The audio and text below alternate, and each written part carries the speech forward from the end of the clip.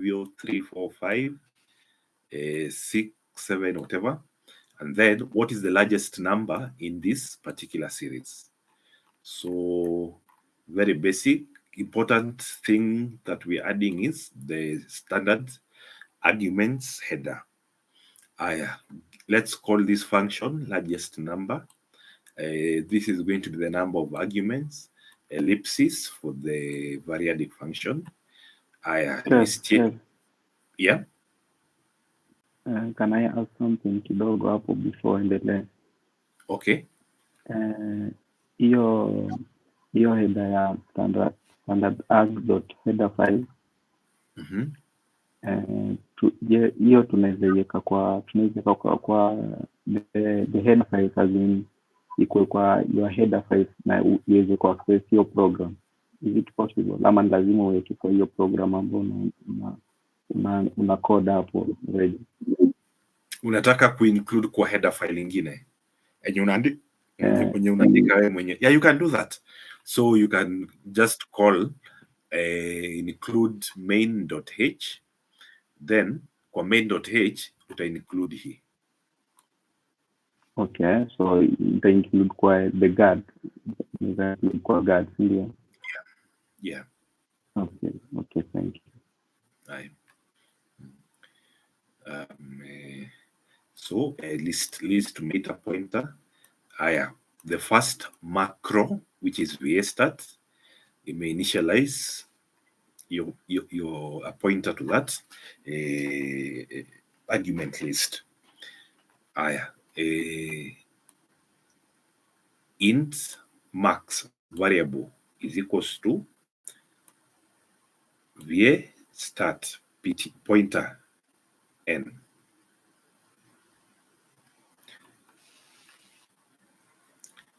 Iterator ndio hiyo iko hapo. Yn minus 1. Nani anaweza tuambia kwa nini tunasema n minus 1? Via zero indexing.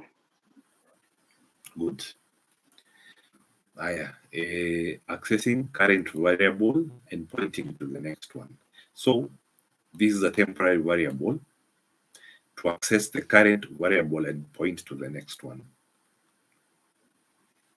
VArg macro imekuja hapo. Inafanya nini? Inatafuta, it is basically getting the value of that pointer at a particular index, and then it should be of type int. Variable max is equals to temp is greater than max. Yeah, so temp or max, and the argument return max. Basic main function. It is not taking any parameters, it's just printing. So inachukua hivyo imeandikwa hivi ability.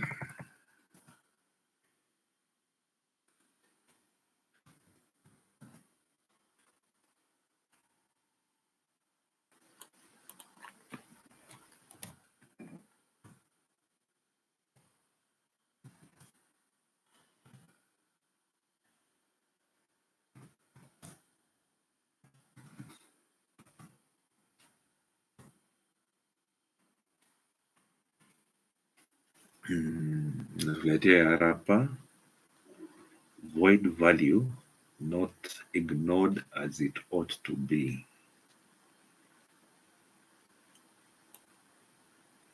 Okay, this is strange.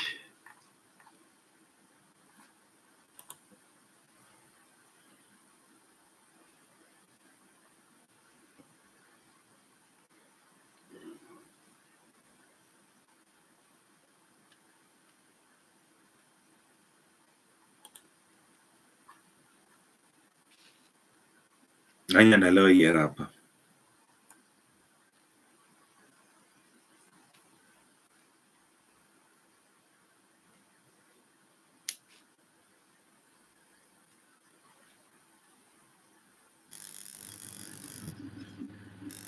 Kev. Yeah. Kwa nini una assign your VA start to int to your int max? Sinaonanga kama VA start inacho tu unaweka tu hizo nini ndani.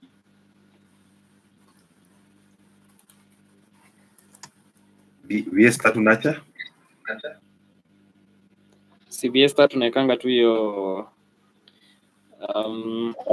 hiyo variable yenye umedeclare kwa VA list the number of nini zenye una expect. Like kwa nini 14 after line 14 why are you doing line 16?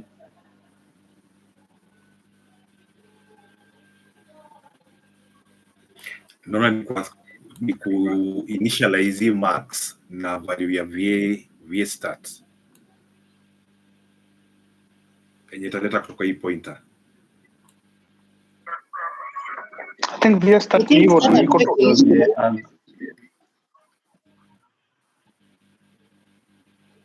Sorry? No. Kwa nini VA argument? I don't think you're supposed to initialize that. Unafaa tu ku declare your call your function na the argument it takes without initialize. Ku call function. Function ama variable. Function ni hii. Nasema kwa start, VA start. Hii variable max. Usiweke int max.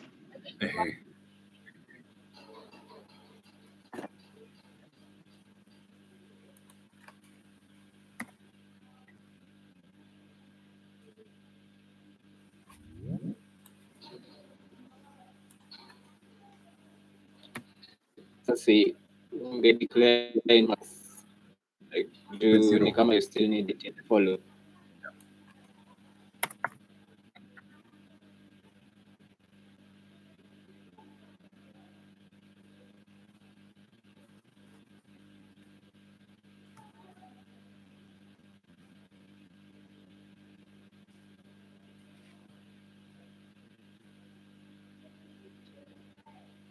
Dhona kama hii ilikuwa na kazi to give it a certain value from this, but acha tuone.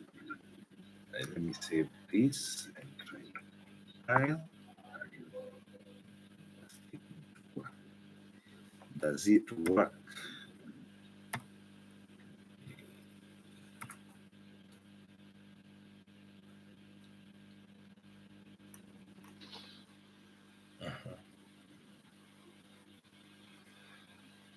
Ijatoa the correct nini? Inatoa the second, the second highest, the second largest.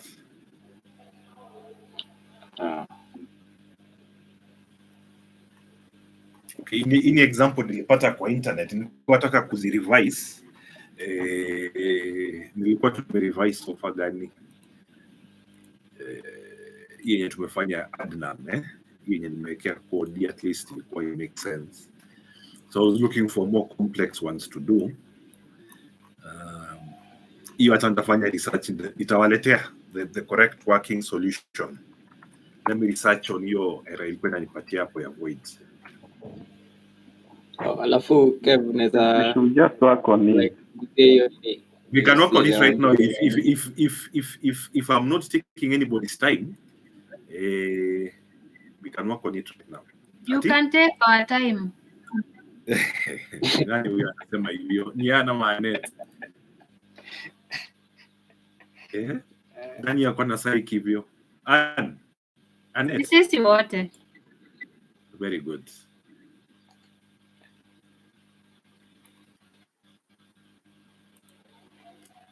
Coding ni practice. You will think you know something. It makes sense when you see it with your eyes. Then go and execute it. Utajua ujui. Utajua ujui. Acha niweke code hapo kwa chat. Kila mtu ajiweke kwa environment yake You see the code clearly. Alafu the best way kuelewa ni ukienda polepole through the code. Like ukireason out loud tutaenda na wewe.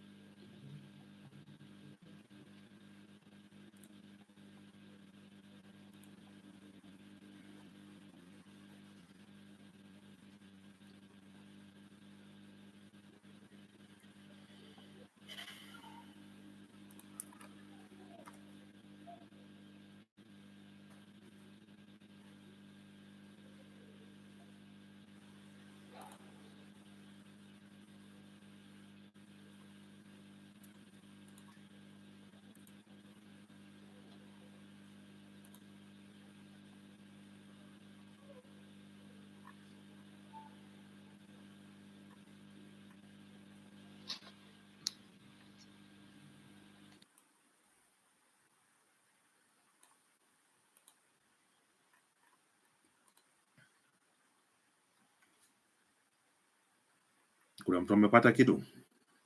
Hii inakaa ni kama inahitaji deep research. There is an important concept I am missing.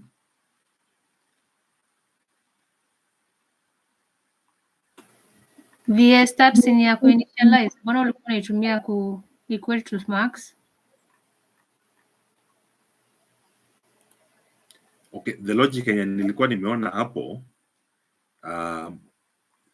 whoever wrote this code was trying to assign a certain value, max ianzie to a certain value in this particular list.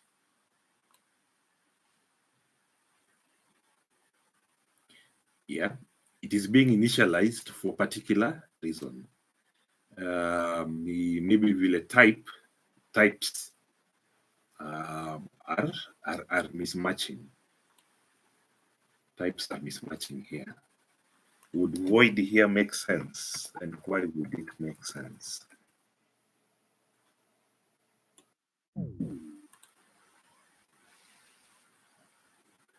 Inaleta sasa problem nyingine.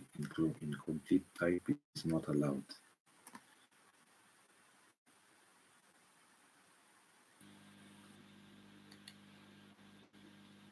Nani ameiva hizi mambo za kina void? Fanyaje? Si utoe hiyo n-1 tuone. Hebu toa n-1 tuone. Juu kama ilikuwa inaleta second last, probably maybe haiendi hadi mwisho. Hebu toa hiyo n. You are probably right. Makes sense. And then maybe tunaweza whiteboard tuone why. But see, hiyo ni iterator tu.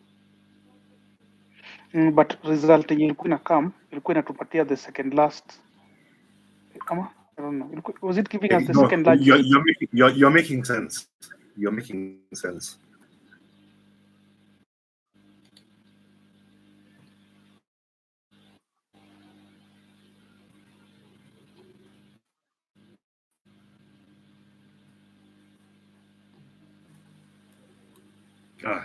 You're right.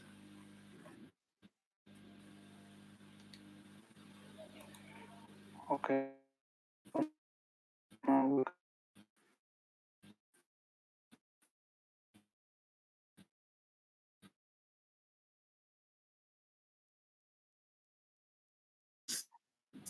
Among these two only. Kiambia n is n-1 inasoma mpaka 8, so it only compares 6, 7, 8. Okay. Thank you very much. Karibu.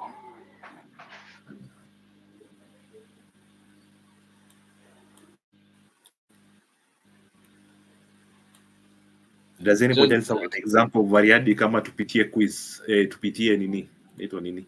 Kev, Ehe. naweza guzia hiyo ternary kidogo.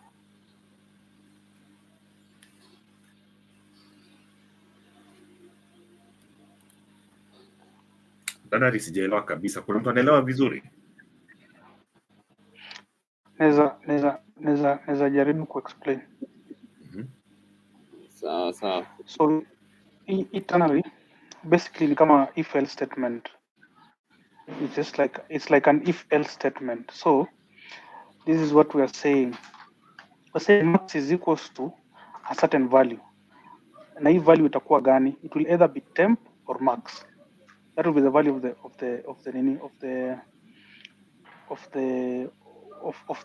this variable that we put here. So how will it become that variable? So tunasema is temp greater than max? Is either no or yes. If it's yes, then the value of max will be temp. If it's no, then the value of temp will be max. So it's like an if-else statement. If this is true, then temp. If false, then max. So ni kama like some sort of an if-else. So yeah. So you can easily replace it with like an if-else statement. Sijui kama ime make sense ama ni explain a bit more. Okay, repeat. Mimi Ati Ni repeat, okay.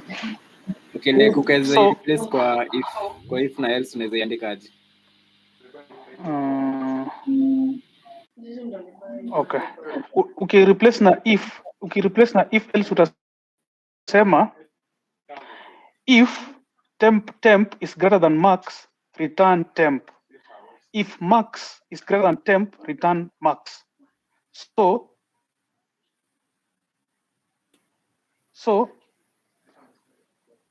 if temp, yani tuna compare temperature na max. I mean temporary temp na max. Tuna compare gani the biggest. So either temp will be greater than max or max will be greater than temp.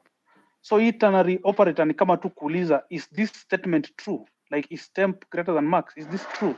So question mark. It's like a ternary operator. So is temp greater than max? Is this true? If it's true, return temp. If it's false, return max. Hivyo.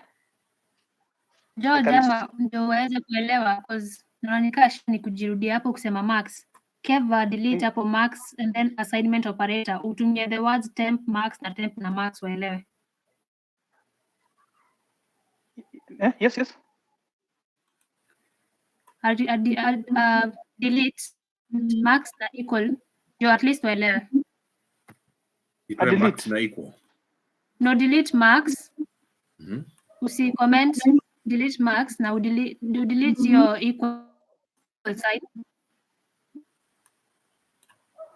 Sasa utumie hiyo kuwaelezea.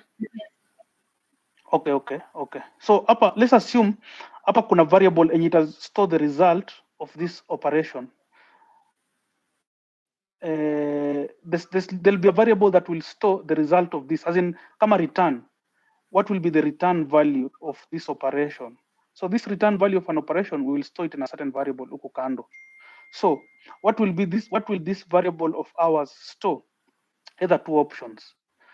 One option will come either if our first comparator, temp, is greater than max. If actually temp is greater than max, then our variable will store the value of temp. But if temp is less than max, our variable will store, and let's assume it's a function, so it's returning a value. In a return either the value of temp, ni kama tuna compare numbers mbili, 1 na 2. So is 1 greater than 2? Yes or no? If it's no, the first value left side of the whatever this is called, of the column. If this value is false, it will return the second value of the second value, the value on the right of the semicolon. So that's why I was saying it's like an if else statement. So you're saying if temp is greater than max, hapo ndani ya hiyo if statement yako utaweka nini? Return temp, else return max. Hivyo. Neza iko sawa? It's making sense. But neza andika bado kwa whiteboard or something if anybody needs me to I bado got it. explain. Yes. Nime get like it may make sense. You get it? Okay, Yeah. sawa. Okay. Haya, Kev, you can continue.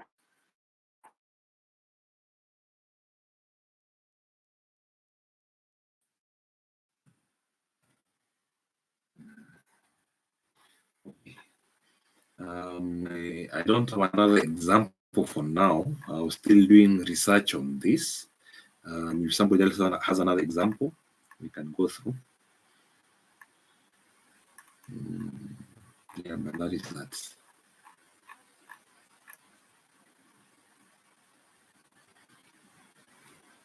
And is your connection good right now? Why? Si ulikuwa na present, mimi nilikuwa nakushikilia. Yeah, yangu itanini ni bandwidth. I don't think I have enough bandwidth to share a screen. Okay, sawa. All right. Anybody else with something?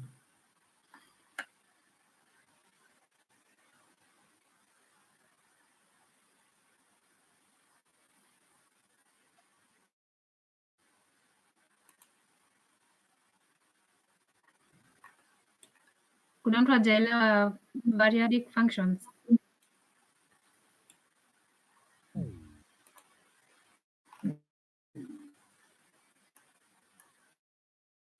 So easy macro ndio the important thing to understand. Kodi yetu imekataa kuwork lakini ama Nini code? Code imewaka. Code imewaka. Tumetusota hapo. Ilikuwa noma ni wapi? Hata nimepitwa kumbe. Hapa Ilikuwa na shida net na nimeingia nikaona tayari vitu zimechange.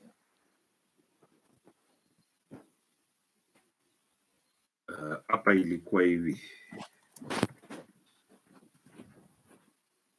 Hivyo. Ndio ilikuwa inaleta. Okay.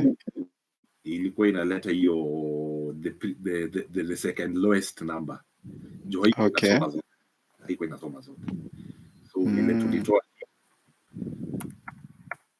tulitoa hiyo ikarudi sawa. Okay. Yeah. So it was able to print the results. It was able to print for this first one, largest of 1 and 2 is 2. For the second one, largest of 3, 4, 5 is 5. Ingine of course inakuja sasa.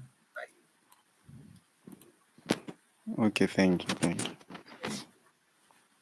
As we get more examples, hiki tu coding bana, coding practice. You do it and you do it again. And when you're sure you know it, you do it again. Ni kama hii basic, unaona hii arrays hii ilikuwa imenikula kichwa mbaya sana, but just a small logic somewhere ndio ilikuwa inahitajika. So that's coding.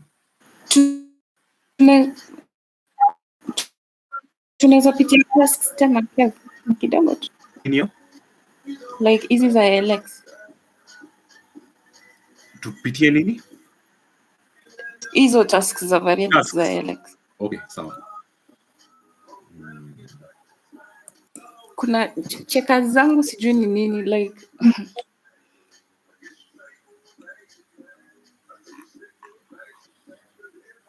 Cheka yako inakata? Yep. For which task? All of them for some reason. All of them. Pole. Hiyo basi utapata maybe as long as niko na hii file variadicfunctions.h na nimeweka see like it's supposed to be fine, ndio? We need there's something else to see your code. Let's see. let's see. You share the screen. We to guide wherever there will be an issue. Share your screen. Tuone checker kwanza. Tuonyeshe checker ni error gani inaleta. Then we see the code. Extra tokens at the end of end if. Your extra tokens inamaanisha nimeongeza an extra space or something. Inamaanisha umetumia extra hizi za kufunga. Token is every single piece of your code. Inaweza kuwa ni closing bracket, inaweza kuwa ni vitu zingine kama hizo. Should to share screen? Okay. Tokens can be identifiers. So my code looks like that. Yeah, the specific function 0. Ama ni readme jamani. I think I have a readme. Calm down, better. Oh, okay. So should I scroll or? Ngoja.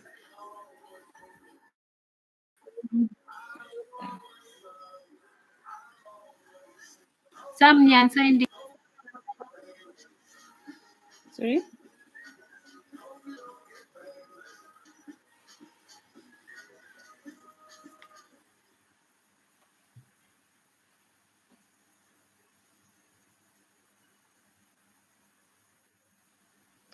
I think you can scroll kidogo.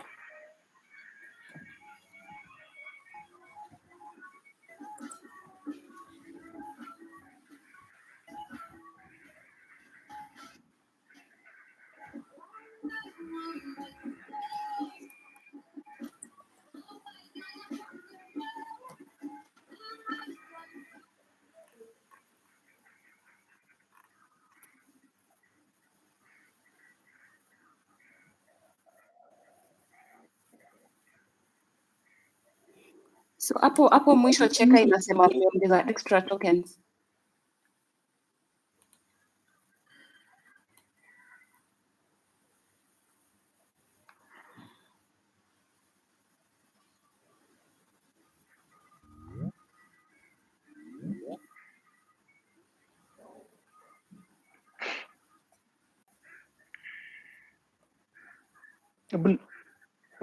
We see what the chat is saying.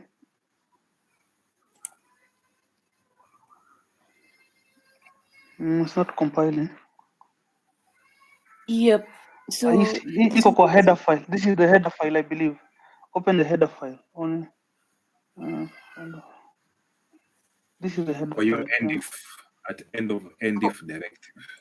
iko kwa issue iko kwa header file. I open the header file.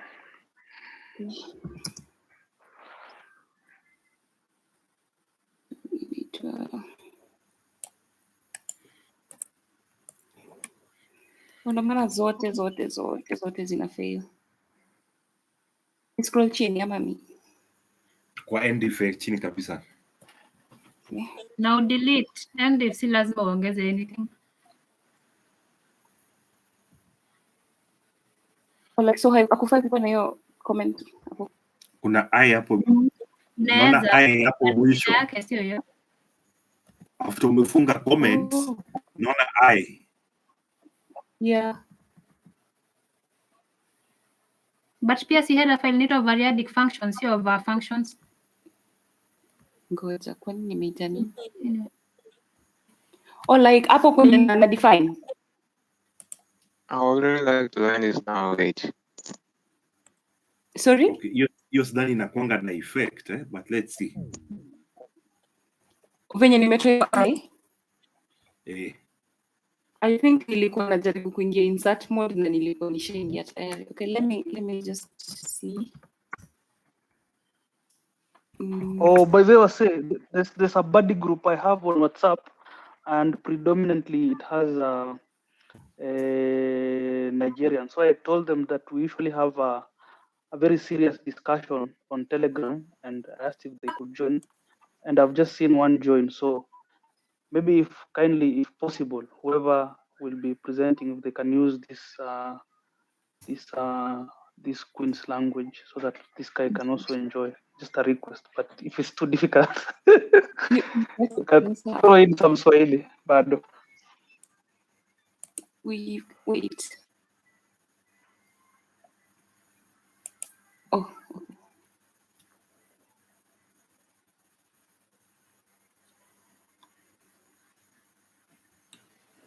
what? All of that due an extra eye. It's Thanks, guys. coding. It's coding for you. Yep. All right. Thank you. Hebu rudi kwa hiyo QA review. So hapo kwa QA review, that's where you Yeah. see the exact error they are needing. So you can see there in file included from whatever. Yeah, they actually they told me. Yes, and you can see the eyes there. Yeah. Asanteni. Okay.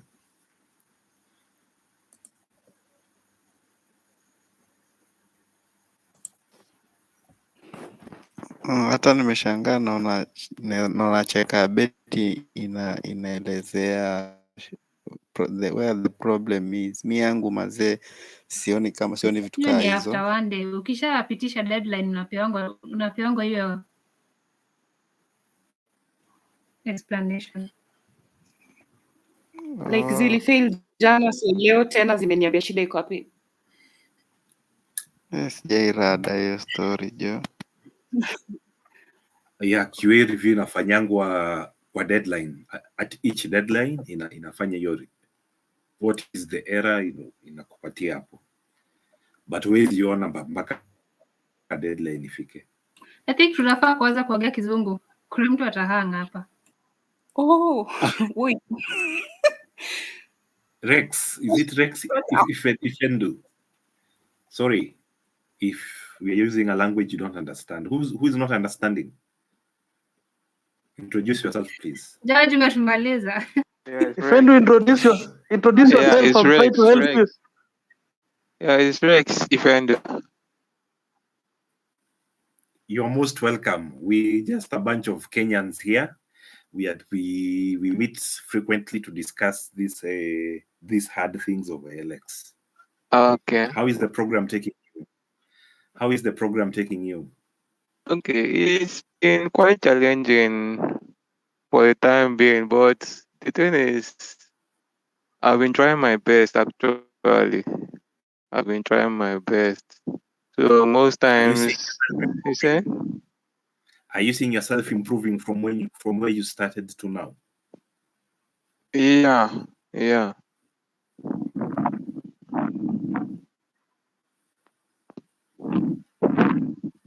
Okay, fantastic. So anytime you feel like speaking up, we don't have those rules of raising your hand. Just unmute and speak or drop in the chat and feel free to join us anytime. Okay, no problem. Are you comfortable with these variadic functions, or you'd like us to go through them again? Okay, let's go through them. We go through them. Yeah. Okay. I think we can do what?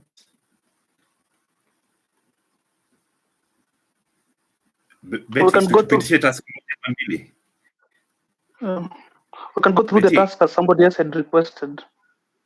Yeah, Betty, since now your checker is passing with flying colors, you can take us through one or two tasks.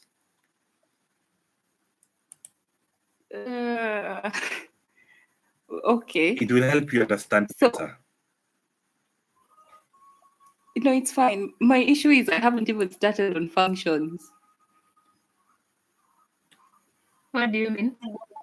Like, I want to finish and then go do functions because I haven't even started on functions. So if someone else can take it for me today and then I'll do it next time. Like, see, I have two undone assignments. The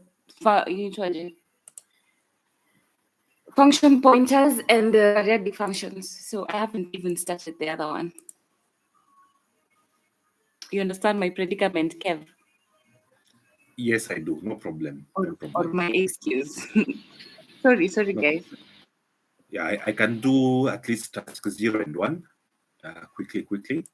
Let me share my screen.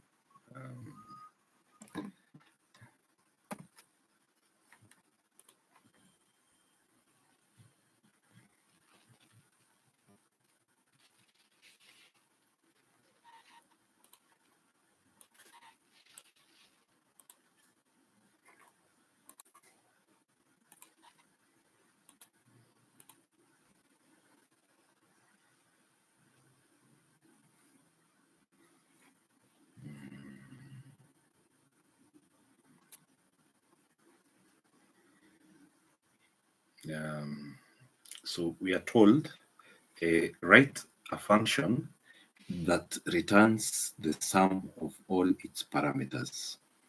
The prototype is that if n is equals to 0, return 0. N, of course, here being the number of arguments as defined by this constant unsigned in integer here. So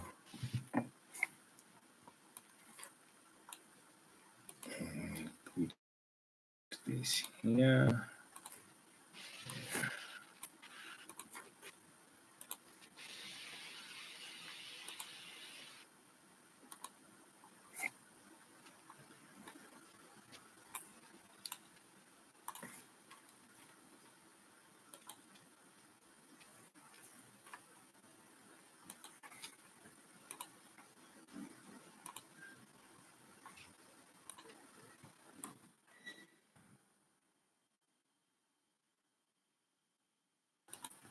Okay, so here we know that the important thing to include is stdarg, but yeah, we are being told to define a custom header file. Where is it? Yeah. That is the header that we have been told to include, and then include std.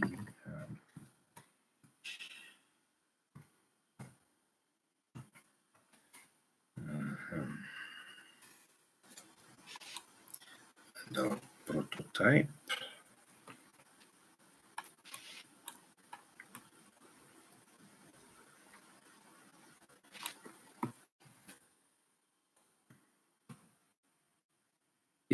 Yeah.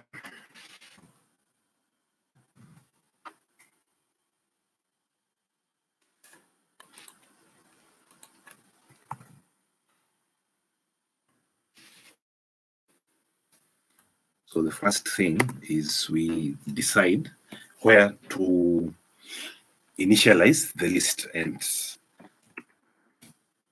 can use this macro. These are called macros.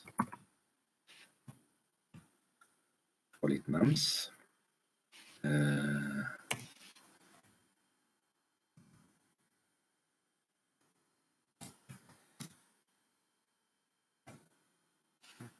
sum.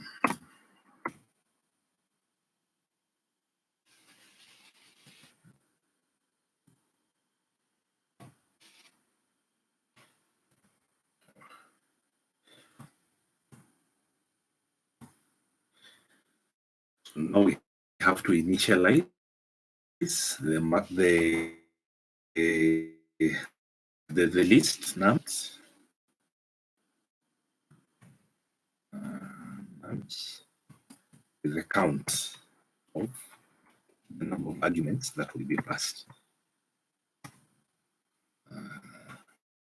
Inside, we need a for loop. So for I is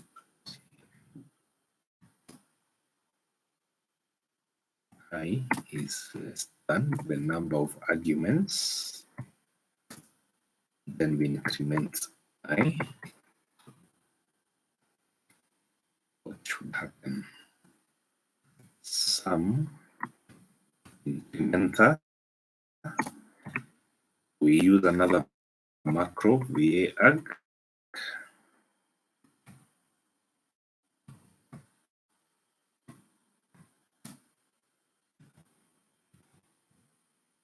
Nums. The list is called nums. So we are iterating through this list that has been initialized, and we're going to pick all the values from it. And they should be of type int.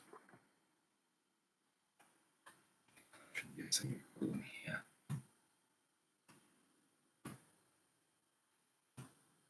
Another macro, and the last one, to free the lists. Now that we are through with it.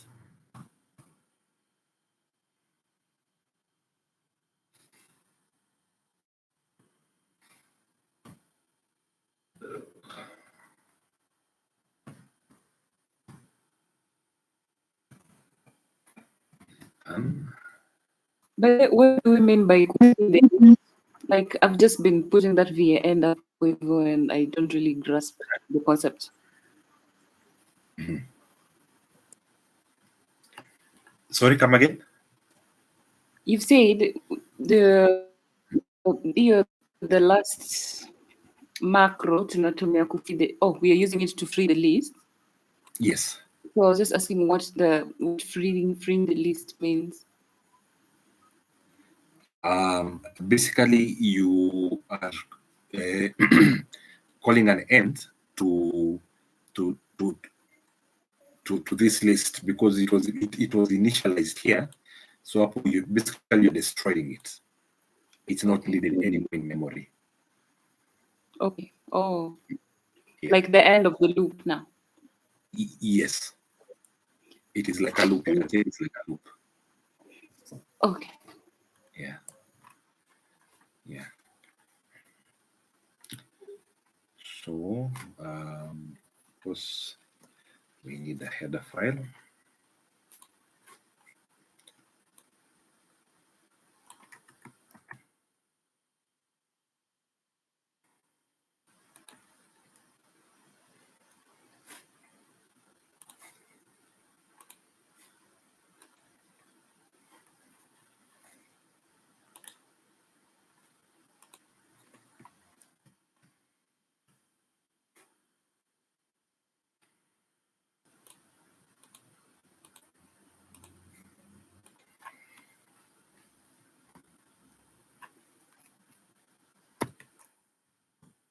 If and if.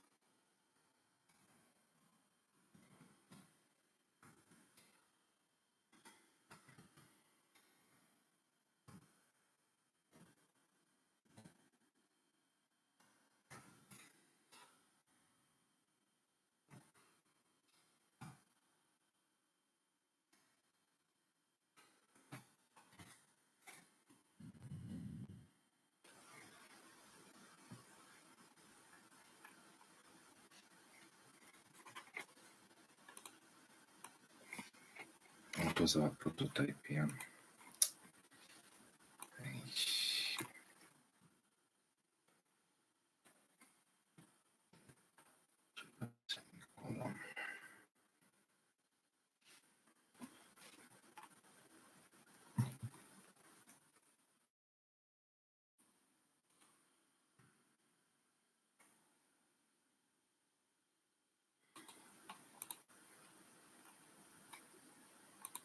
I think I will just put the main function in here, copy it from ALX.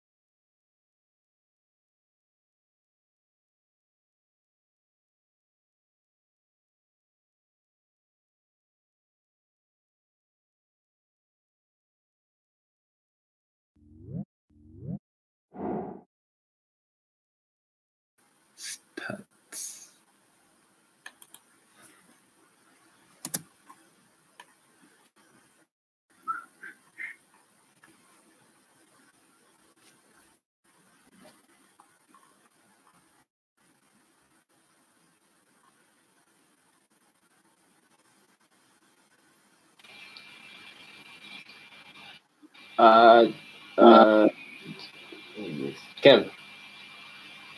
Yeah.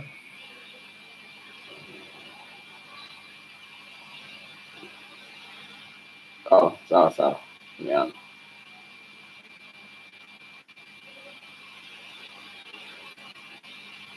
Undefined reference to main. Undefined reference to main.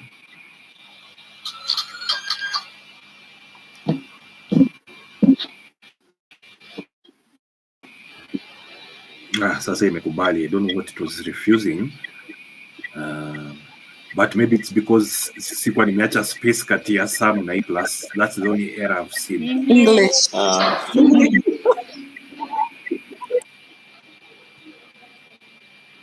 Yeah, so it is taking these numbers and it is adding them. Any question?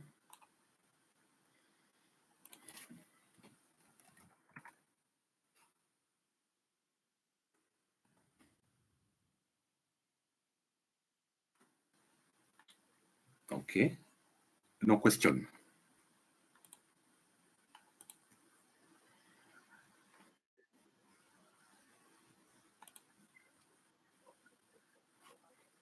I think it's okay. Okay.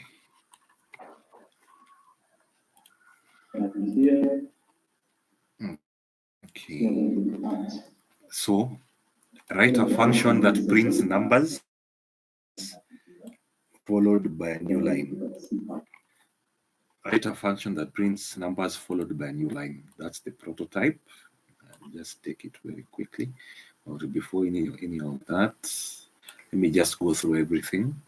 Where separator is a string to be printed between numbers, and n is the number of integers passed to the function. You're allowed to use printf. If separator is null, don't print it. Print a new line at the end of your function. So as we can see here, yeah, it should give an output of something like this. So I'll just call it the same as here.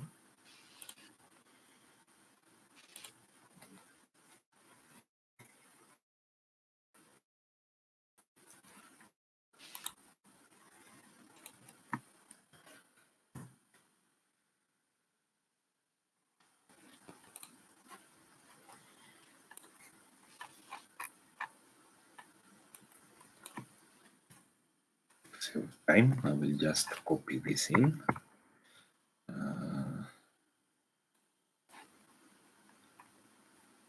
Get our prototype.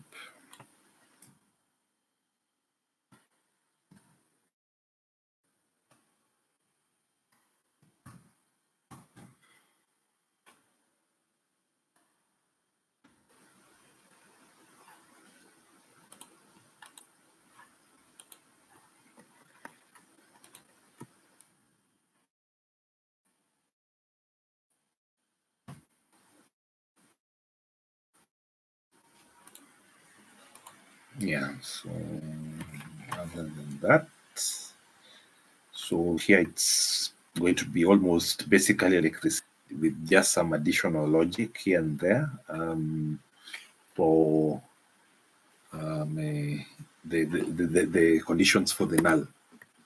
So first macro will be a list. Give it a name, you can give it the same name as. I want to use an sign. Yeah, I might be the later. So we have another macro. Yeah.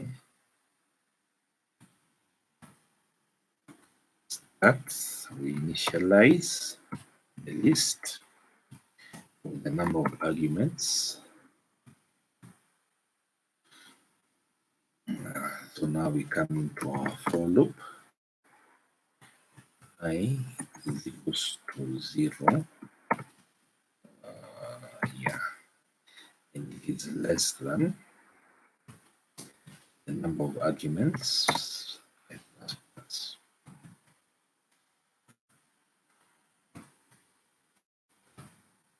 should we do? We print first of all the whatever will come from the lists. It will come from list. So an integer as expected. And the value to be printed be a arg.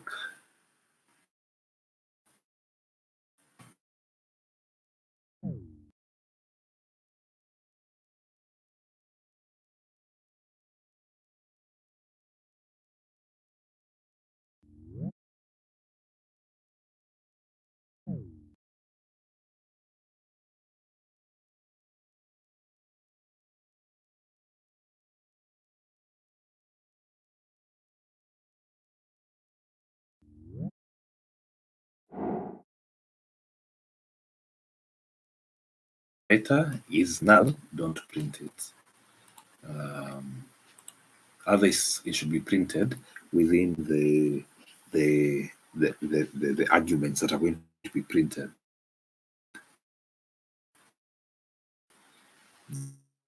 Yeah, so we want the separator to be printed at the last item of the array, because here we are seeing the comma is not coming after the last one. So we say n, it is not equal to n minus 1. And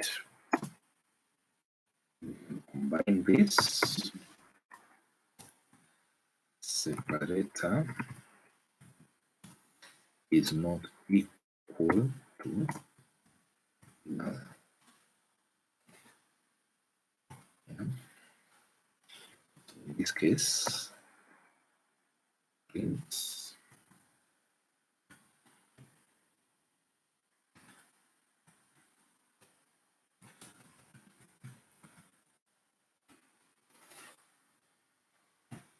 separator.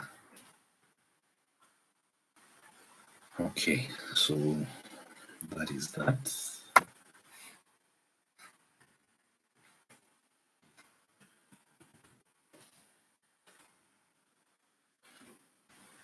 Yeah. That is that. I think this one is being closed there. That one is okay. And then, of course, it is followed by a new line.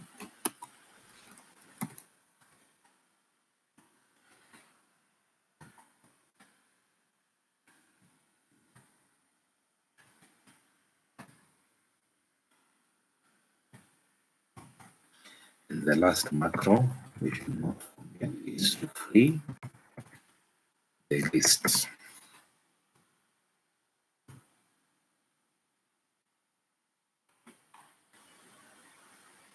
Yeah, so that should be our function. I don't know, it is giving me an error. Missing closing quotes. Yeah. Fantastic. So I'm just going to drop the main into this instead of creating another one.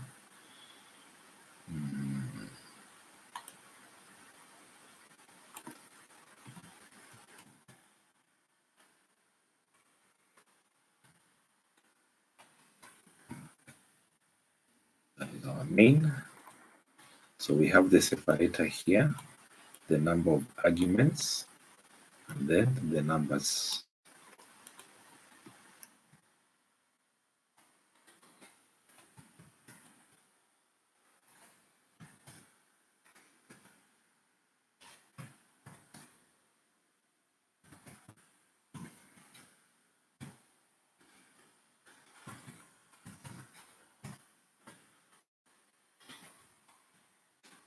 Yeah, so as you can see, it is printing them as they are coming to it. So it is 0, 98, yeah. Iko swali hapo? Is there a question?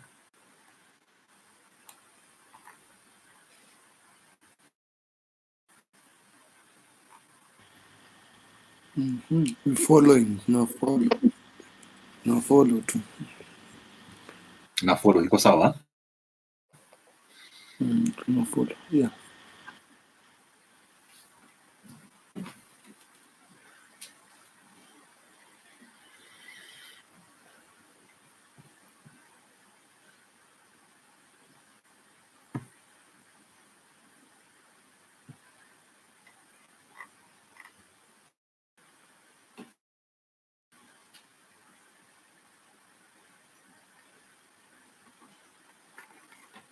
Okay, so if there's no question, I think sasa watu wameanza kuelewa hizi vitu za periodic. Yeah, I think today we have gone through like 4 or 5 examples. So yeah, I think this might be a good time for me to end unless there's a question for me. Ama kuna mtu mwingine ako na better way of doing this, atuambie. Thank you.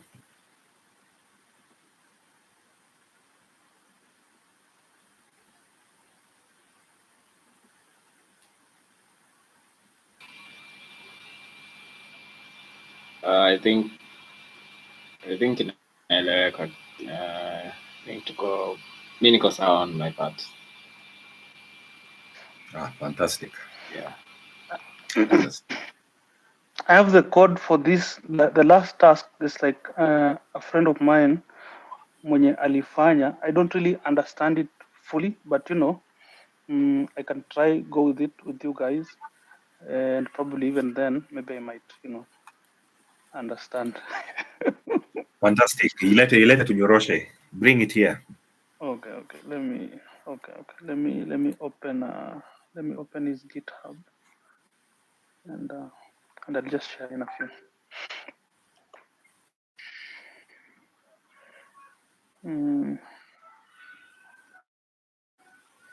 Just give me a few minutes.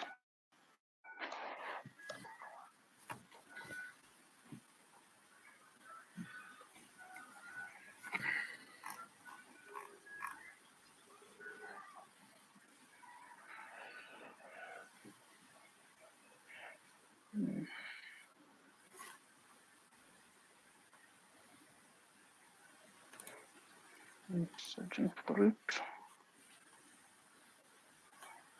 Okay.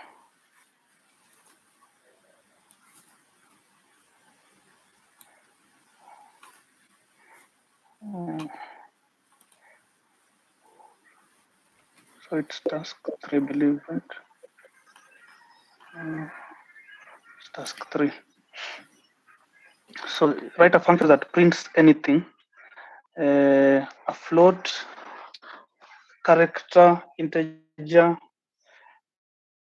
and also a character pointer.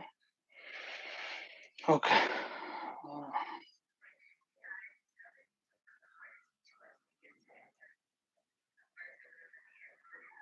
I'm opening it.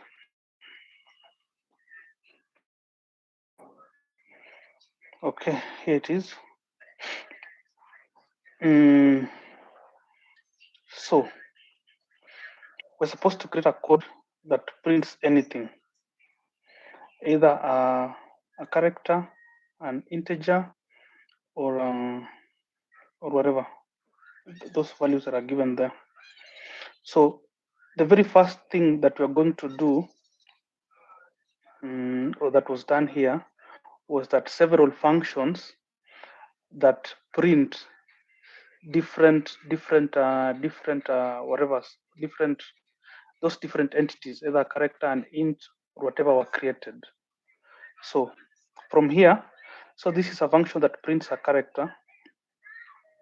So you give in a character, and then using this vararg, it takes in the value. There's a bit of a problem here, but it worked still. So this possibly should be char, but int and char sometimes are relatives. So takes in vararg, brings in a value, and then this thing will print it with this format, with this printing format. This one that prints an integer. This is one that prints a float.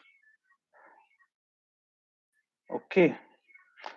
So after after defining these functions, we now come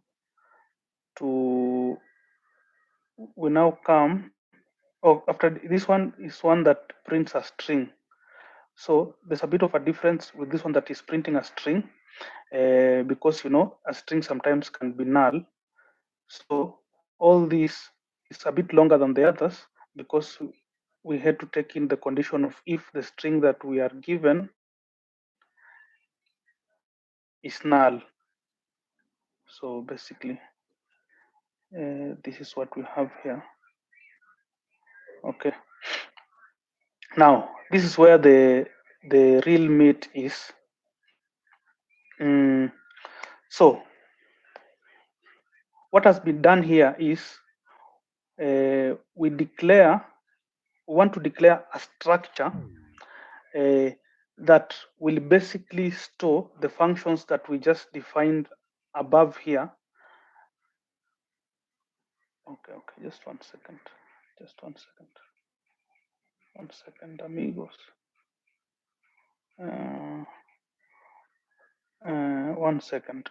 So this structure has been defined. Let me open the main.h. The main.h.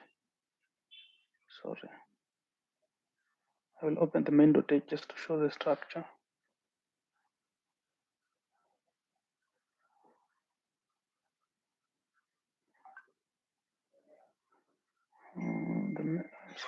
I'll open the .h file. So there's a structure here whose name is selector, and this structure takes in a character pointer and it takes in a function pointer. This structure that is in the .h file. So it takes in a character pointer and a function pointer. So here, this is the structure called selector. We define a variable of type selector, and as you remember, the selector takes in a pointer to a point. It takes in a string pointer and a function pointer. So we define a variable of type selector, which is an array, and then what we do is we feed it in an array of character pointers and function pointers. So we feed in a character pointer and a function pointer, and they are together. The function pointer is together with the function pointer that prints that particular format. So as we are defined above here, this is a function that prints a character. This is a function that prints an integer. So we come inside the selector structure, we define these functions.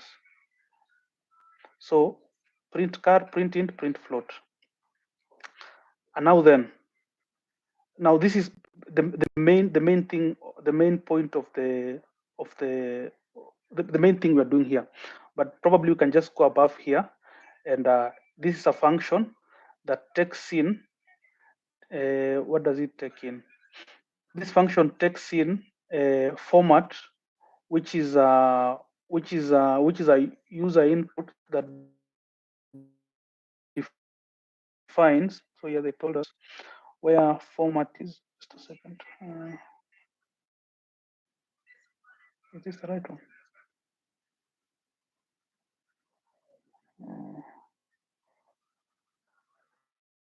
Format is a list of types of arguments passed to the function.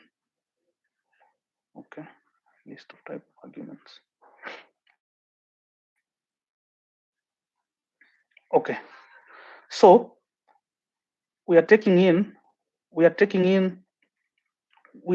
our list has got an argument, and the user puts in the format. So we start the list by VA list, and then this will be counters that we will use, and then the character separator. I think I will know it soon when I get down here. And then we have this one here, as we've explained. And then now we want what we want to do is we want to check if the format that the user has given in,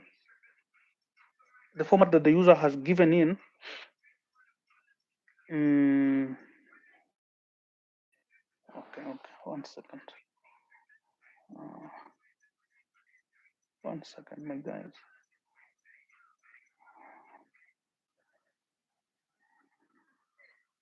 One second, super confused now.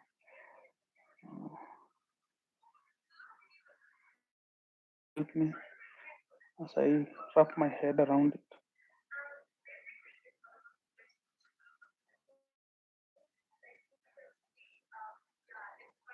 Mhm.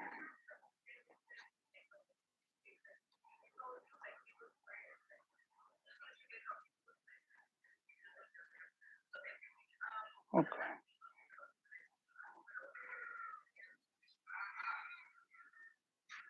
Mhm.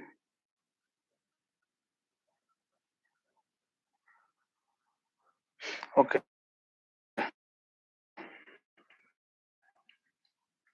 Mhm. I don't know what this means. While the format is not, while this is true, which means while whatever the user has entered is not null, let's continue iterating. And then now we check that what the we check. Okay. I'm confused, my guys.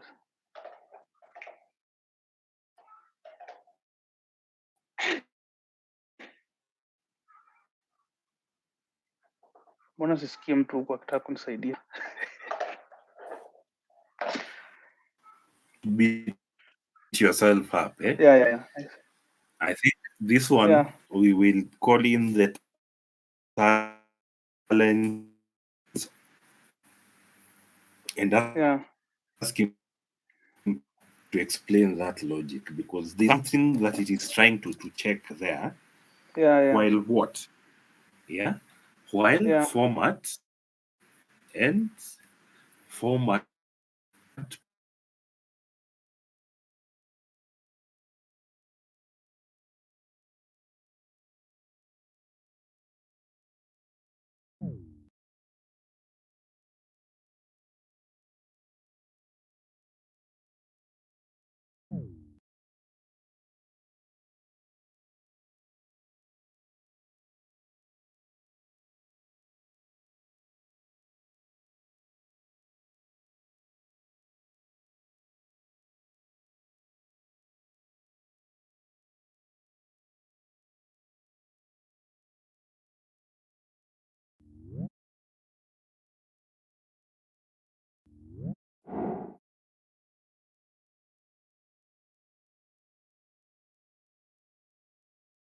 so ident is this one here. Ident is now the first.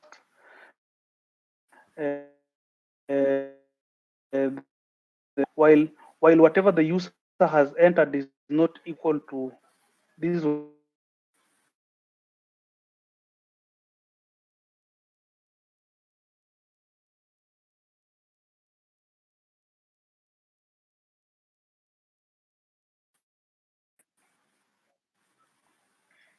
Yeah. So while it's not while whatever the user has entered is not equal to what to any of these ones here, is not equal to this one, we move to the next. So while I think that is what is checking here, but I can't really relate it with now the format. Don't worry, it will make sense. The good thing about this course, as we go along, things are making sense. As we go back, this is why revision is also important. We'll get back to these things and have understood them. Yeah. Did any of you understand this one here? The one, this other one. There's this one. Also, the last task on this one. This one here.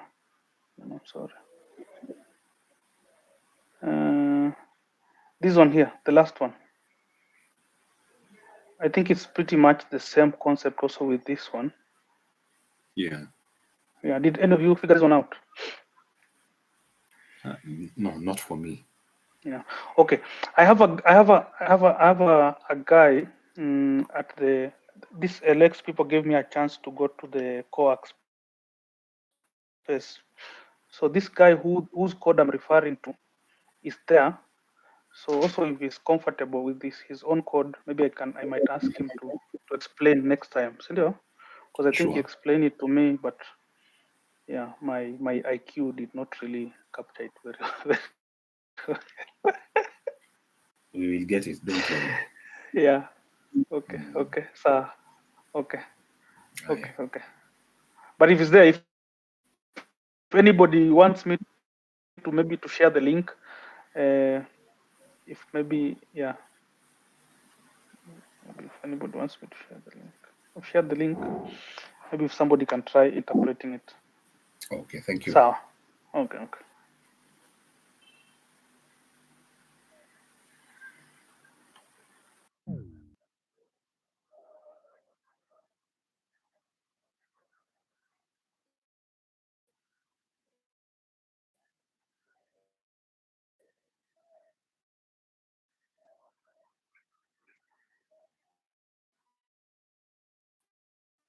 Settings wewe ulikuwa chairman, uendeleze mkutano ama umalize mkutano?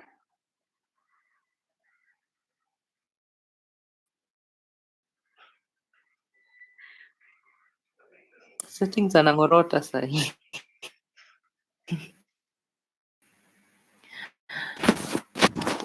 Setting a shadow setting.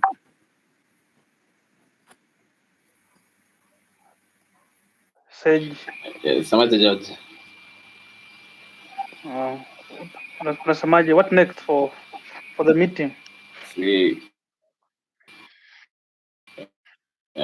Si mtu anaweza tupitishia function pointers, jamii pia huko niko nyuma.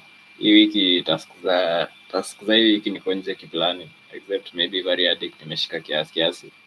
So kama kuna mtu anaweza tupitishia function pointers, I'd appreciate.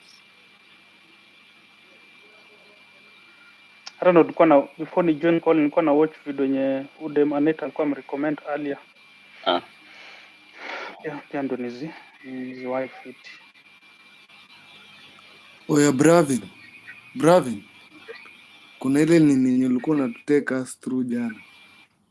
Sijui kama unaweza rudia. Watu waone kama. Gani hiyo? Kuna ile task 1 ulikuwa unatupitishia jana. Sijui kama Task 1. Ya? Task 1. Hiyo task 1. Hebu elezea vile ulikuwa umeelewa. Kama unaweza.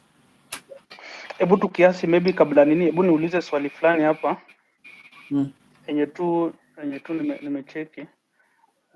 Kiasi tu, let me just ask a question. Oops. Yes, nimepoteza hiyo nini. Niulize sasa hivi vile tunatengeneza hizi functions, ndio? Tunatengeneza hizi functions tunaweka prototype kwa main.h ama kwa hiyo .h file. Ukitengeneza function lazima like for example ukitengeneza function kwa hii file lazima maybe uweke semicolon. Mbona inafanya hivyo? Lazima uweke semicolon mwisho, ama unaweza tengeneza function alafu open alafu hivyo. Sababu hii function unaona, I think ina depend na kwenye unai declare na kwenye unaitumia. Ukiweka, nimeona kwa file kai, kwa code kai, ukiweka before main function si ufai kuweka hizo nini, hiyo semicolon hapo. Ya ukiweka ndani ya main function lazima declare kwanza. Ukiweka main function ya kwanza lazima utaweka hiyo prototype hapo juu na semicolon, alafu sasa utaweka function yenyewe huko chini. But ukiweka hapa before unaweza ifungua tu hivyo. Unaweza ifungua tu alafu ni hivyo, si ndio? Yeah. Okay, thank you for that.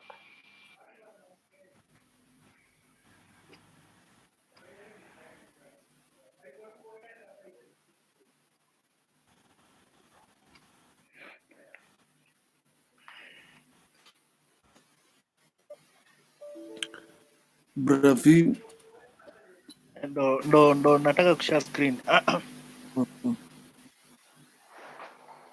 Ime login babe ama?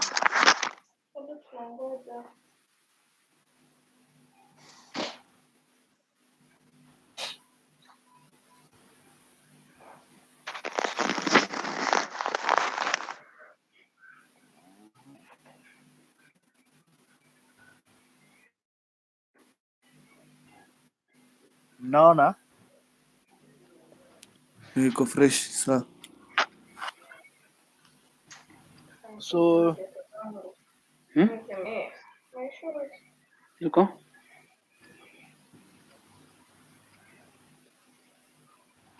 Zilikuwa kwenu. Bravin, hujaiacha kutumia majina ndefu variable. hivyo ndo mi uelewa, Niko hivyo sawa. ndo rahisi kwa kuelewa. Ni descriptive kiplani.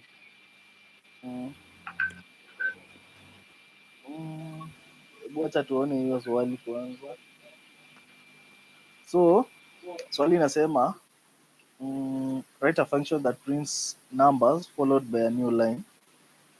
So ni hizi numbers inafaa to print, but kuna hii separator. The first one is the separator, so ndio, and the second one E4 ndo the number of the unknowns. Hizi ndio the unknown arguments, hizi ndio zenye tunafaa ku access without knowledge of them. So en inasimamia the number of which ni E4. So kirudi hapa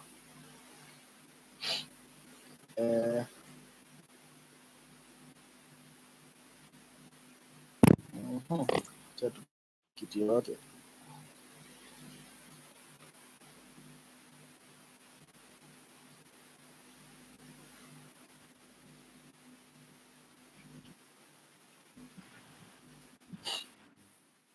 so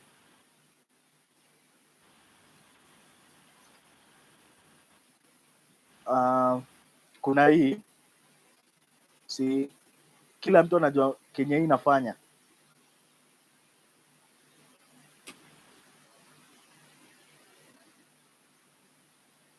Kuna kitu uliongelea jana kuhusu moja ina start hiyo na ingine ina end. Kuna kitu kama uliongelea.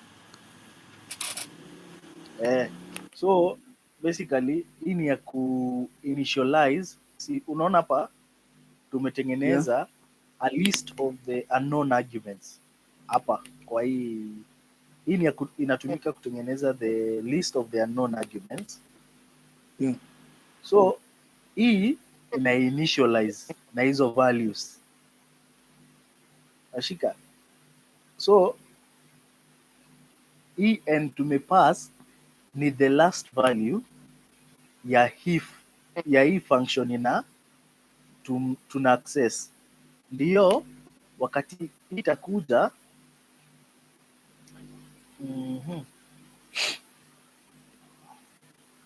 ndio wakati hiyo varstart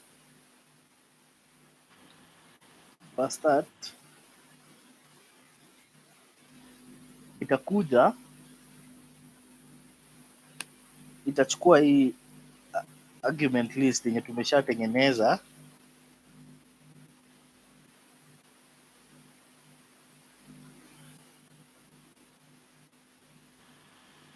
hii argument list, alafu juu tumepitisha n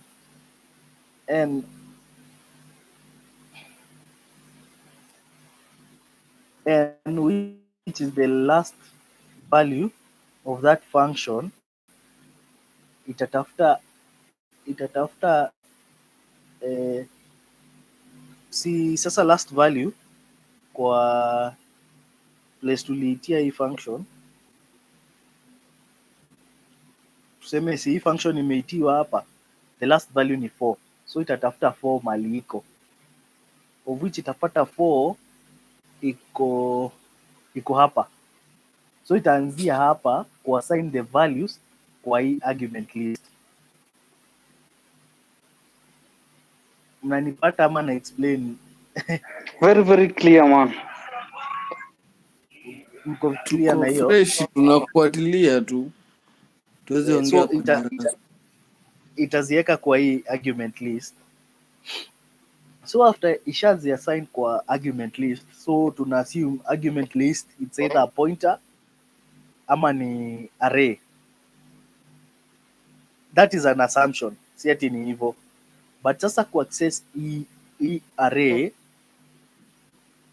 kama kuna mtu anakumbuka, kuna ile nini tulifanyanga ya ilikuwa inaitwa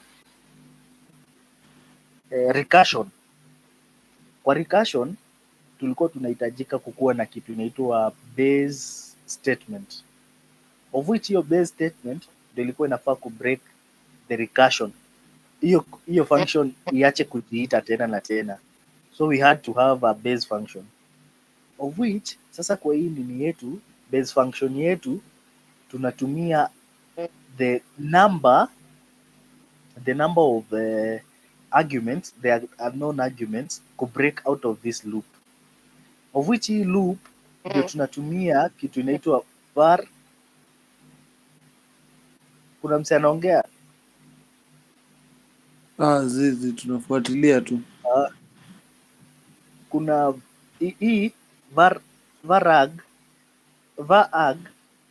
ndo ni kama access pointer ya arguments ziko kwa hii nini, na ndio tutumie hii, lazima tupitishe the argument list na the type of the next argument in the list.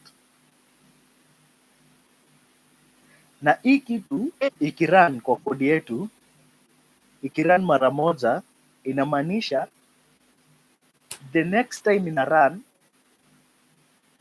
tunapata a different value. So for example, ni run hapa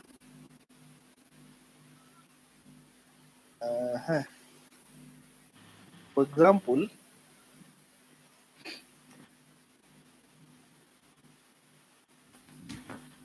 ni run hapa na nikuje ni run hapa, the values will be two different things, kwa sababu hii it access the first value, hii it access the second value. So ndio maana niliintroduce hii argument content holder, ndio ikirun mara moja ina capture hiyo nini, cause ilikuwa itumike hapa tena ikuje itumike hapa tena ikuje itumike hapa, of which tutakuwa tumetumia 3 different values in the same loop, of which ingetupatia a very different output. Ndio maana nilitumia hii argument content holder, ndio i hold the value mara moja, ikirun mara moja ikuwa imesha i hold hivyo. So ni kuendelea tu na code without redoing the nini var argument ve code without redoing it again. Haya, hii nayo ukiangalia kwa output yenye wametupatia, unaona hii output iko supposed to print the separator, but on the last value I print the separator. After printing the last value I print the separator. Ndio maana nilitumia hii condition such that if separator is not null and the argument counter less than n-1, n-1 meaning the number of arguments minus 1, so itaprint kama ni n-1 itaprint hiyo nini, hiyo nilo nini hiyo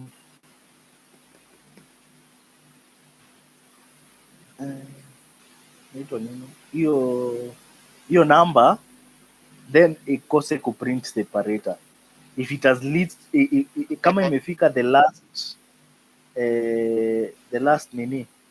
argument, itaprint to your argument without printing the separator. Any question? Alafu the last part sasa, hii var end ndo inachukua all the resources that were given to argument list. Any question?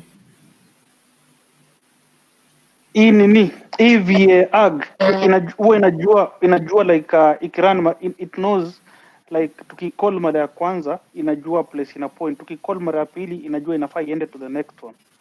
Hiyo Yeah. VAG it knows Inajua. So what it does, inarudisha kwa nini, kwa heap. I think ni ya heap hii nini, hizi ni za heap. So inarudisha kwa heap the pointer of the next argument in the unknown argument list. yeah.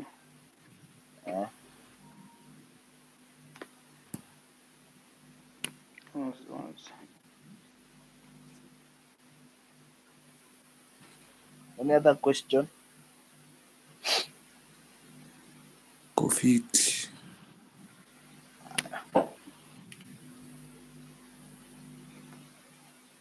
Ulimaliza hii stuff ya variadic hiyo stuff. Ulimaliza? Hata ile number 3 tulikuwa tunashughulikia jana, nilimake sure nimeimaliza nikalala. Wow. Uko fit kutupitisha hiyo number 3? So upige basi hiyo kitu.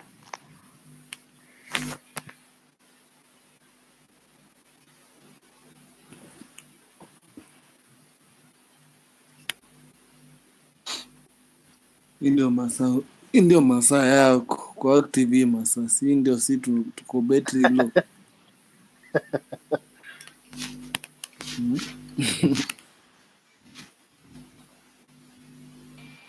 Settings tunampea tu 15 minutes.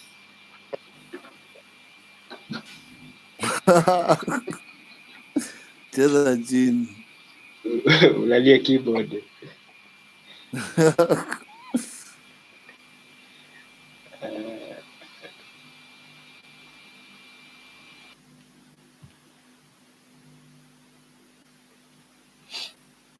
Haya, ndio hiyo.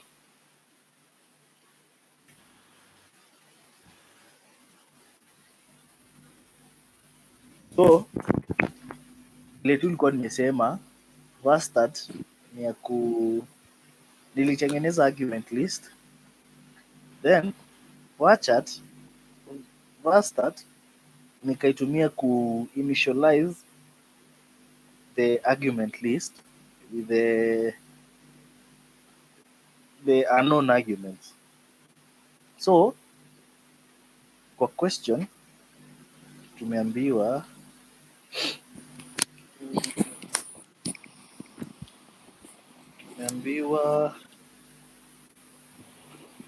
okay, ukiangalia kwa most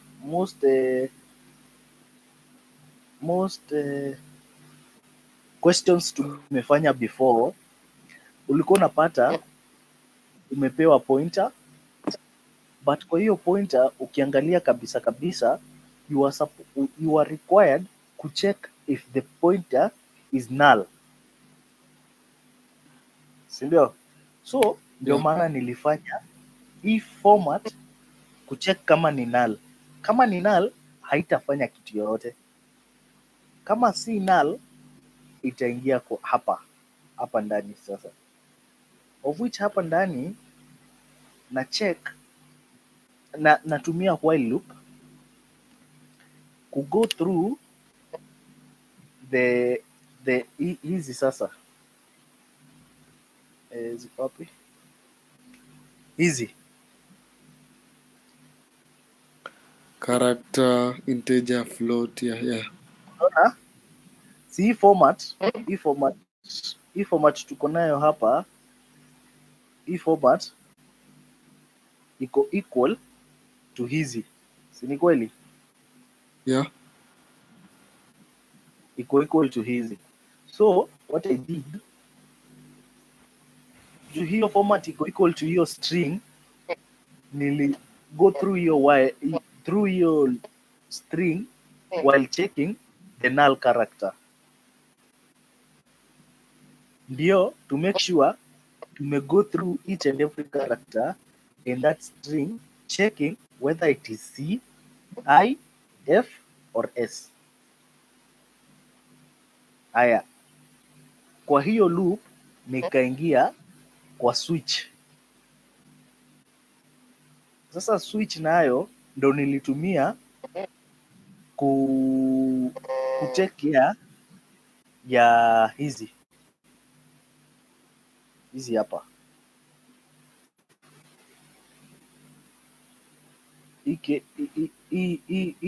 Hii switch ndo nilitumia take care ya hizi while considering the initial character. Ile character tuko ndani kwa hii while loop ndio tuna consider in the switch. So hiyo character kama ni C ita print the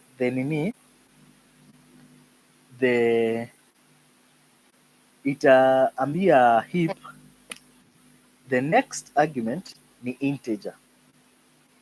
So hii heap itakuwa prepared for, okay, unaona, kwa one thing you should know, hii var arg ina take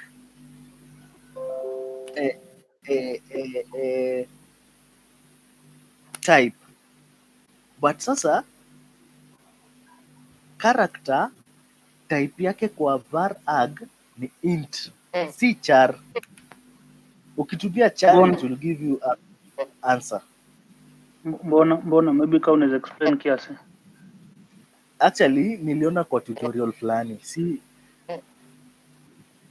kuna mse alikuwa anapatiana hiyo disclaimer ukitumia okay, actually hata si mambo na nini ama nini, unaona ukiassign character to ukiassign a pointer string a character pointer to a character, utapata compile na kuambia you are assigning a pointer integer to an integer.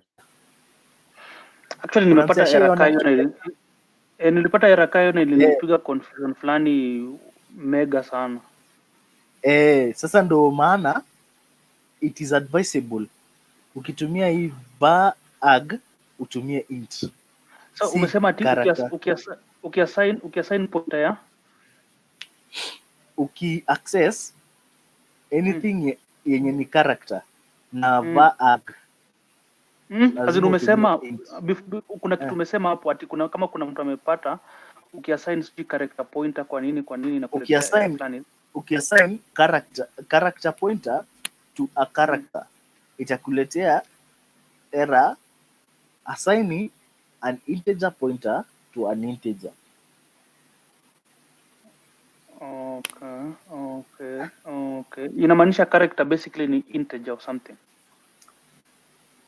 I think siko sure why they consider it as an integer, but sijui hata siko sure kabisa. Maybe kama unaweza tuma hiyo tutorial unasema kwa link hapa hivi inaweza tujenga mbaya. Personally mimi juu nimepatana na vitu kama hizo mara kadhaa, to be honest. Okay, baadaye si lazima sai. Okay. Haya. So hapo tumeelewana, ukitumia character utumie int. Haya, kama ni I, kama the next kama hii format character ni I, itajua ni integer, so hapa itatumia integer. Haya, F nayo okay, unaona hata ukicompile kama umeweka hapa character itakuambia character inakuwa kuna vile ebu acha tu nini uone.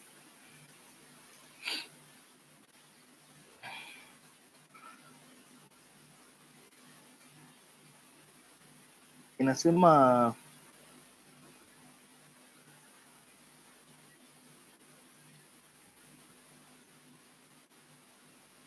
character inakuwa promoted int. Wacha nikuonyeshe.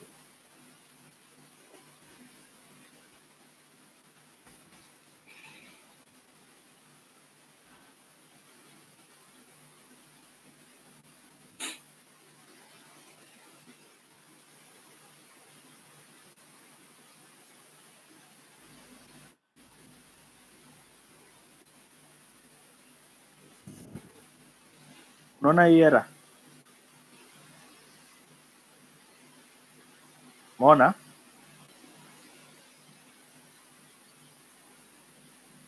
Anasema character is promoted to int when passed through this. So make sure ukinini umeifanya kama int. Then on float usiandike hapa float, double.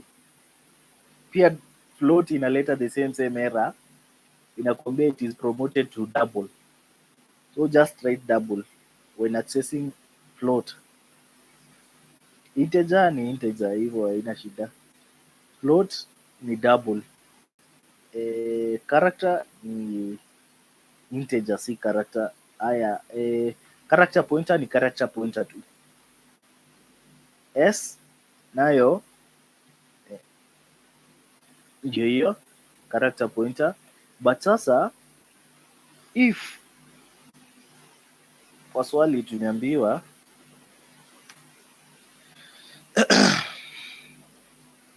kwa swali tumeambiwa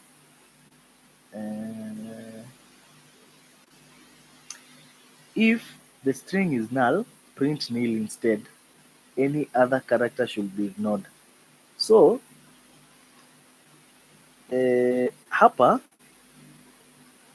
tumetest kama string content. Okay, hapa kwanza ndiyo maana nilikama up na hii string pointer.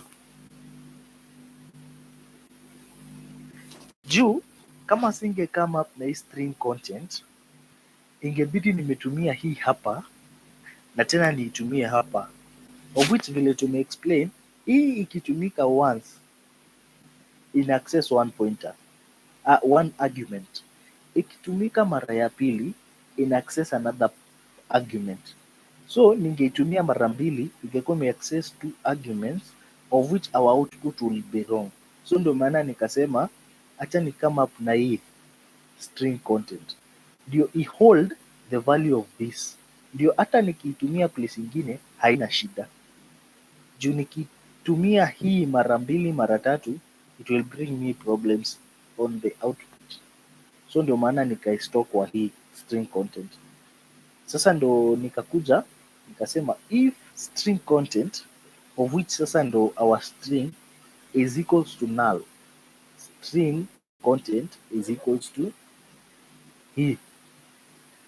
Sasa ndo ni print string content of which, kwa nini sikusema else ni juu hapa kwa hii nini, kwa nini niliassign to string content hapa ni juu kwa swali tumeambiwa we should not use an else statement. So ndio maana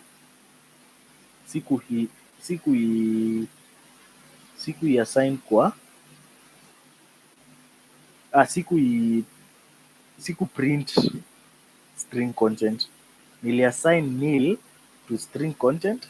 Siku print nil, niliassign kwa string content ndio nikuje kama itakuwa imepass hapa, kama si null ita print the string content that was gotten from this. Kama itakuwa null ita print nil because Our if statement says that kama ni null, weka hii nil wa string content, toa ile kitu yenye hii ilikuwa imeipatia. So far so good. Kuna mtu ako na swali?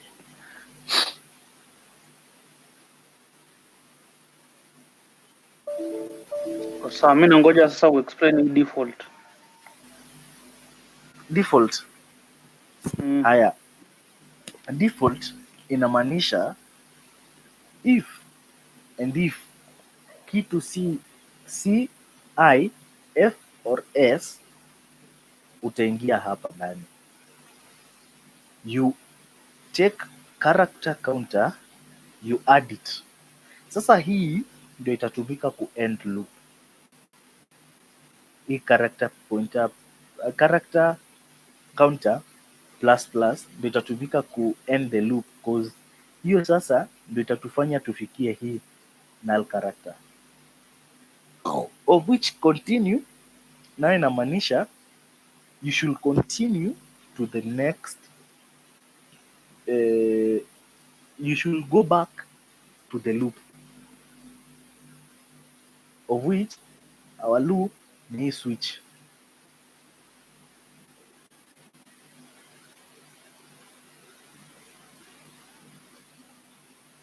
Okay. Hii format tukipewa is it like one single value ama is it one single like ni kama ni one single operator ama ni mingi, ni zote? Ati? Hii format, that thing called format, is it a pointer like to hii format ni list mzima ya hizi vitu zote? Is an entire list? Hapana. Si list, ni string. Ni hii. Yes. Format ni hii string.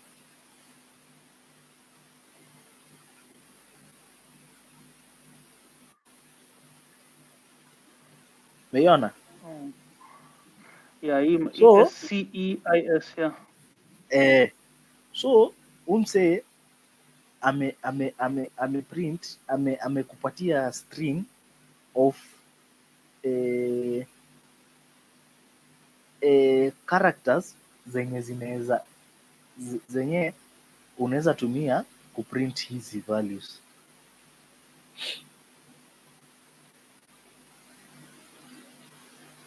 So 1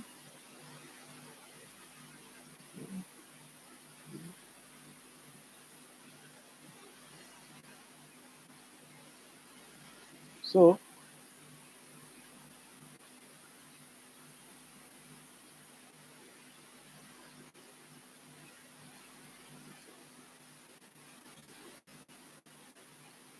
umeelewa?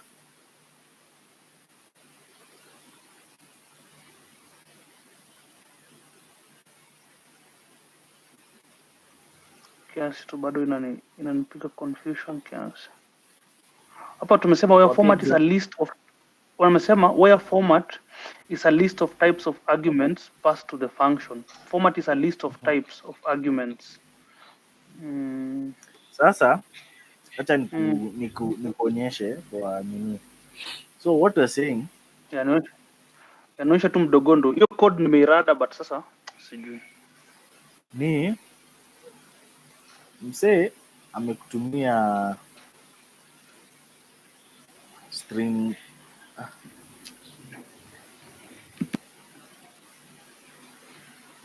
msee amekutumia string kama, acha tutumie tu hii yao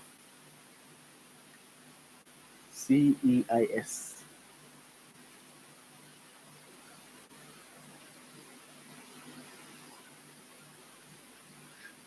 CEIS. So msee amekutumia string kama hii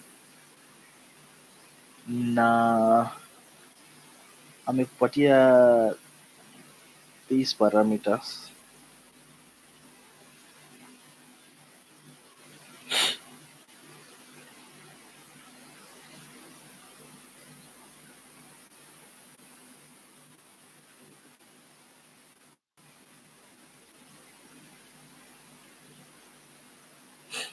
So what we are doing,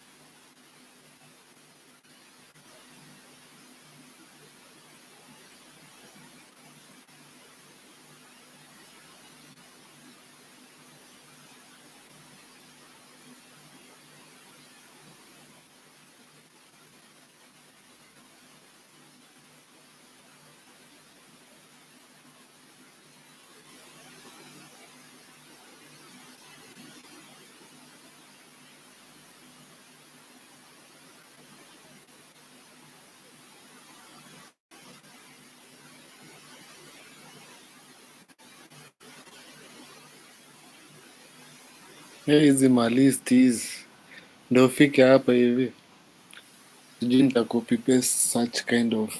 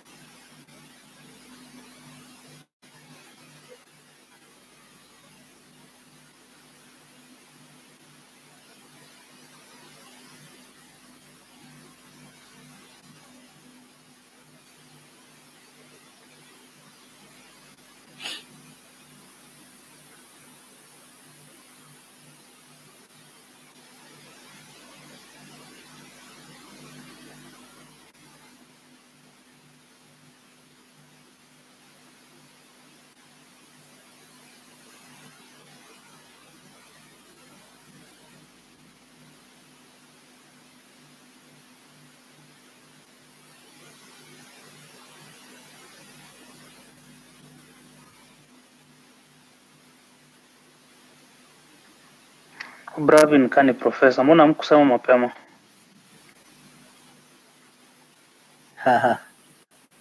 Kujaribu bro. Si ulemewa huku Said, bana. Zidi ulalalia hata Settings, keyboard huku.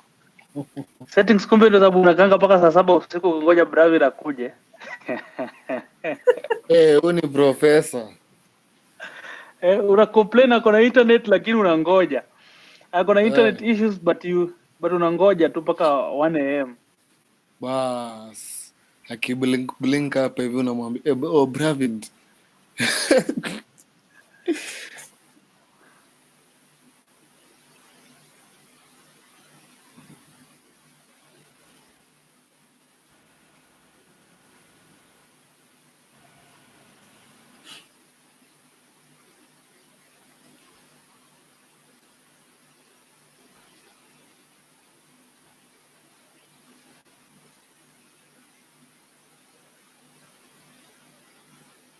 Kuna kitu ulikuwa unataka kuexplain now? Yeah? Bravin. Kuna kitu ulikuwa Eh, unataka kuexplain ama anaongea Eh. na tumsa? anatengeneza kuna sahi kina anatengeneza sahi nini note sasa profesa.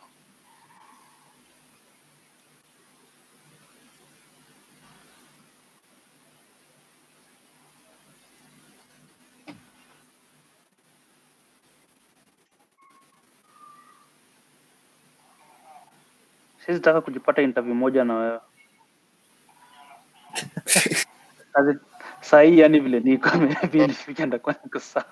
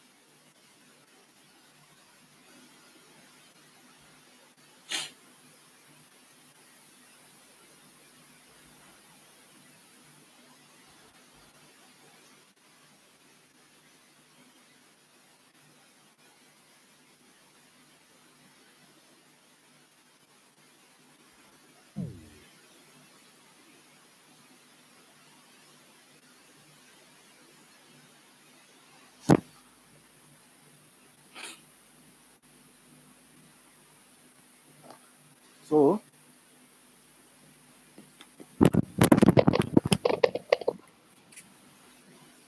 ile kitu tunasema ni nijieke side.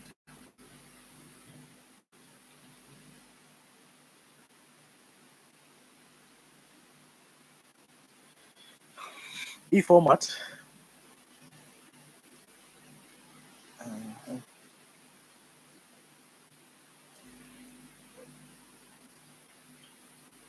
tukicall hii var list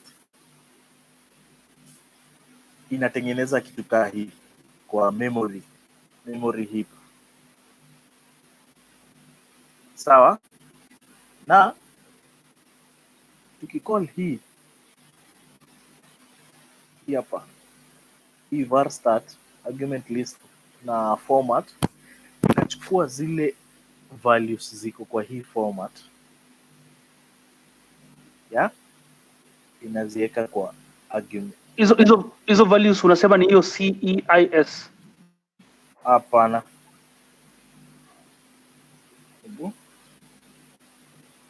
hapana, values hata niko nime confused. So our values zitakuwa kidogo, Zitakuwa hii CIF, yani character B, integer, yeah. B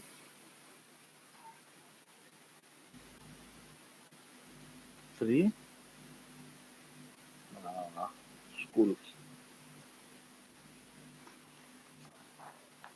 ST school.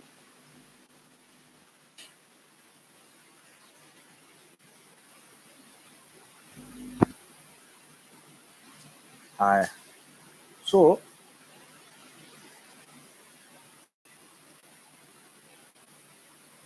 ile kitu format inatumika hapa kufanya, format ni hiyo string tumepitisha hii CIS, but haitumiki kuingia kwa hii heap. Hiyo kitu inatumika kufanya ni mahali hii s iko, the value after hii s ndio inakuwa the first value kwa heap. So itakuwa na b of which ni character 3 na st school. Tumepatana kufikia hapo? So Yeah.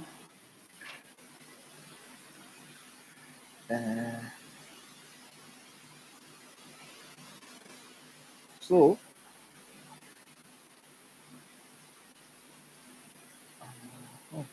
hii heap yote inakuwa our argument list. So tuki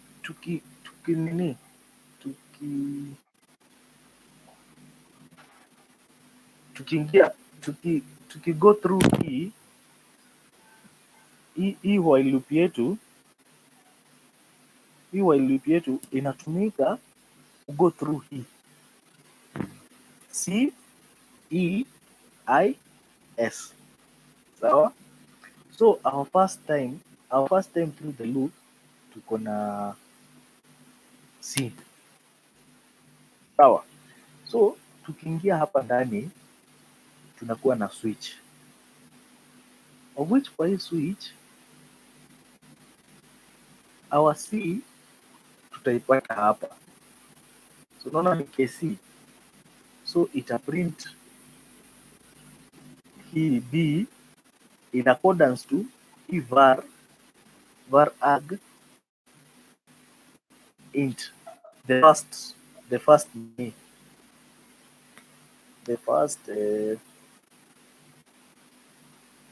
value kwa heap. The first one kwa heap.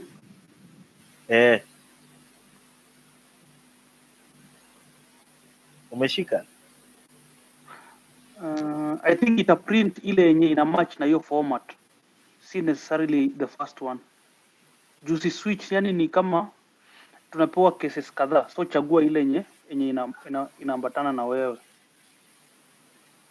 So kama hii ya kwanza ni yeah. Hii var arg kitu inafanya, wacha basi, acha nikuonyeshe vile nakwambia.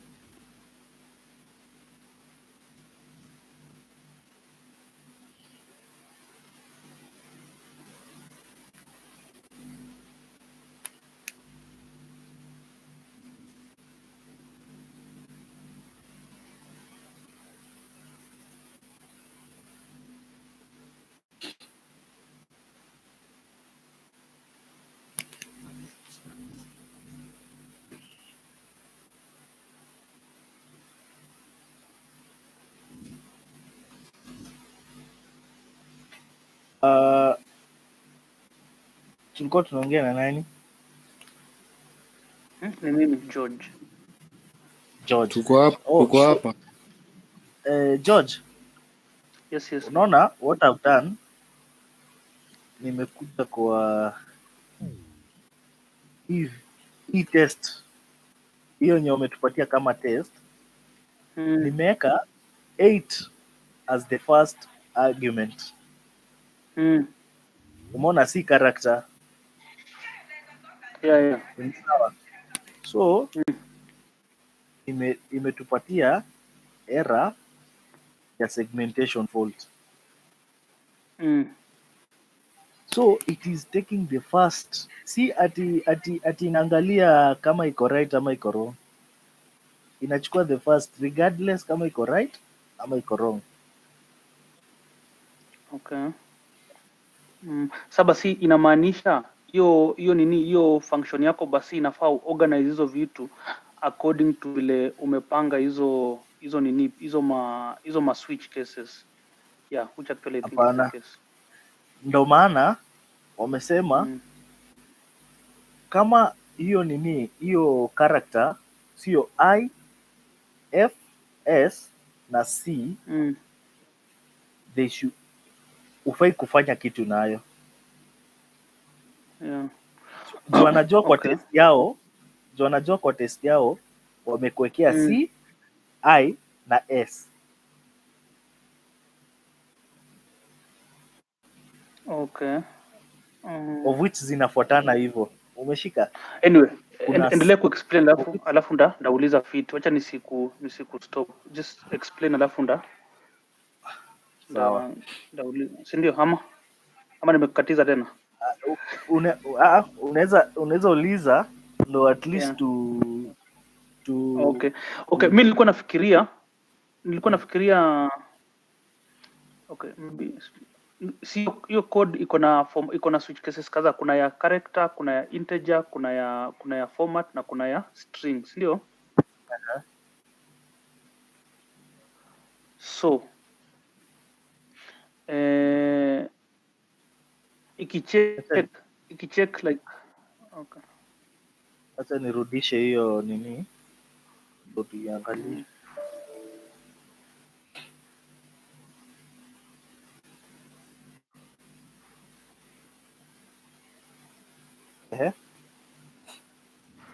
Tuko na hapa na CIFS, si ndio?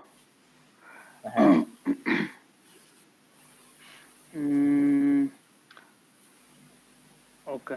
So hii ya kwanza ni ya character na hii ya pili ya integer, float, alafu na nini na string of which ni character pointer. Na string. So okay. Ebu endelea kuexplain. Ulikuwa unasema inachukua the very first one. So my thinking was like tukipata okay, unaweza fungua. Tukipewa like argument list. Tukipata an argument list. For example, hii ya kwanza itaangalia ni gani, alafu ina iterate through this loop, alafu ina print like in its correct format. For example, hii B ya kwanza hii, si B ni B tunaweza sema ni characters, ndio? Okay, na hii 3 ni integer. So for example, time inaingia kwa hii argument tumepewa, inachukua hii argument alafu ina iterate through easy format, inaichagulia ile format yenye ni the right one. For example, hii B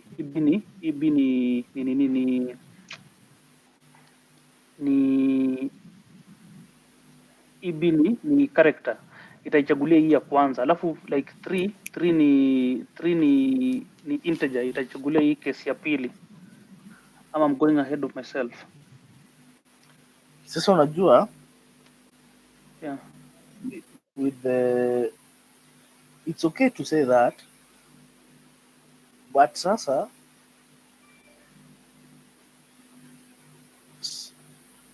shida ni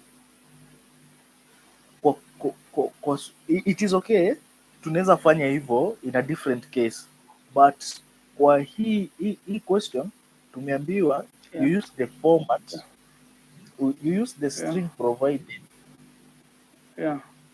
to print out easy the 3 values. Okay. Of which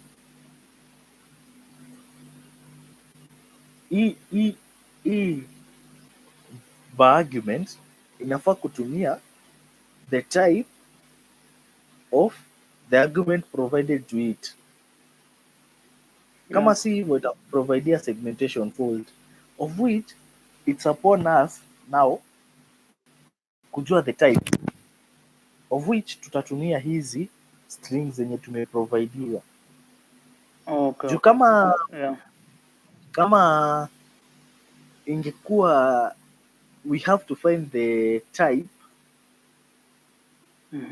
awange to provide the format string. Hiyo string tunapitisha kama format. Yeah. Yeah. Yeah. I think I get it. Okay. Ndio maana hatutumii we are not bothering ourselves about the type of the argument. Kama ingekuwa wamesema we should print them without providing us with the format string, hiyo tumiangalia sasa what type is this, ndio tutumie hiyo the same type kwa var argument.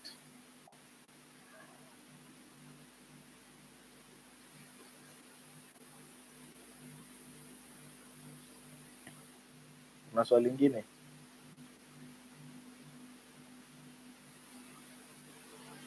So basically hapa kenye tunadu ni ati like hii switch statement ina move forward, like for example hapa kwa hii format into counter, hii ya kwanza ita grab hii ya kwanza iprint hapa penye tumesema varg argument list alafu int ita grab hii b alafu iprint, then tuna increment the counter. Tukiincrement the counter itakuja kwa hii ya pili, hii case I grab 3 iprint, alafu tutakuja hapa kwa ya tatu case, tutakuja kwa hii case float iko hapa kweli? Is there a float here? Float hakuna float.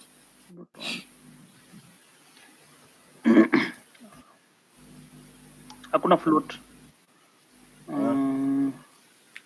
So ita skip hiyo ya float juu hakuna float. So what this thing will do, si unaona hii C, hii C itakuja iseme kuna C hapa, so ita print hii of which ni B. Iko wapi sasa? Ita print B, sawa. Haya, ikuja iseme kuna E, sawa, of which C, kumbuka, ita print alafu i break out of the loop, ikuja iangalie kama hii iko equal to format counter plus 1 is equals to nini, i print comma, sawa, alafu i add 1 kwa character counter. Nashika. So hapa tutakuja na value ya 1 of which ni E. Hii sasa, hii ndio tumekuja nayo hapa kwa switch. Kwa switch hakuna kesi yoyote ya hii hapa, so itaingia kwa default. Itaingia hapa kwa default of which ita add 1 kwa format counter. Si tulikuwa sasa tuseme character counter ilikuwa 1, si ndio? Tukiingia ilikuwa 1, so itakuja ikiwa 2 hapa kwa switch. Unashika? So ikiwa 2 ndio sasa itatuprintia hii 3 juu ni I.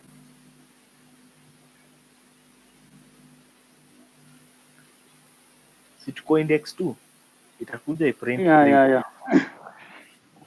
The second nini iko alafu i break. Umeona? Ikisha break ita add 1 ikuja ikiwa 3. Sasa index 3. Index 3 nayo ni sasa hii string. Umeona? Of which hii string nayo tuko S. Ikikuja hapa itaingia sasa kwa hii case S. Yeah. ifanye vile inafanya hapa, alafu ibreak sasa. Ikisha break itapata hii imesharichiwa, jusi ita add hapa 1 ikuwe index 4, of which tuko na 3 indexes. So index 4 obviously ni null character. So ikishafikia null character ita break out of the loop, haitaingia kwa hiyo loop tena. Ndio maana sasa ita print tu hizi tatu peke yake. Yeah. Sawa? Yeah, I think nimeget. So maybe sasa vile nimeelewa hivi, maybe sasa unaweza pitia tu like one last time sasa ni bolt vizuri, ama maybe kama kuna msemo mwingine ako na swali anaweza uliza, nisihog sana. Sawa, acha nipitie one last time watu wakifikirianga maswali. So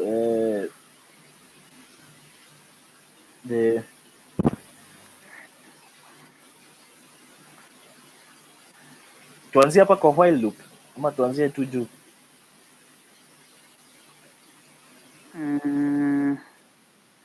Okay, si hapo initialize counter, alafu initialize string content yenye itatusaidia kucheck for null, alafu initialize list yenye ita store the arguments that we feed in. George, simwanzie juu. Yes. Simwanzie juu nimeingia ni late kidogo. Ni flow tu na nyinyi. Wazi, hakuna shida. Okay. So hii var list hii ni macro yenye inatumikanga kutengeneza heap. So tunatengeneza heap inaitwa argument list. Hii hapa. Kwa hii argument list tunatumia var start kuinitialize the addresses in the heap with the values immediately after the last parameter in this function, of which our last parameter ni format, of which format string ni hii hapa, kwa kulingana na the example that you are given, kulingana na the test that you are given ni hii hapa.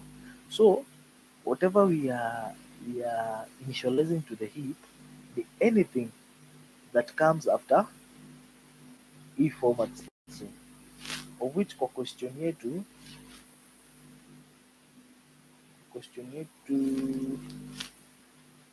the things after format string ni hizi B3 na ST school, na ndio hizi tumeinitialize hapa,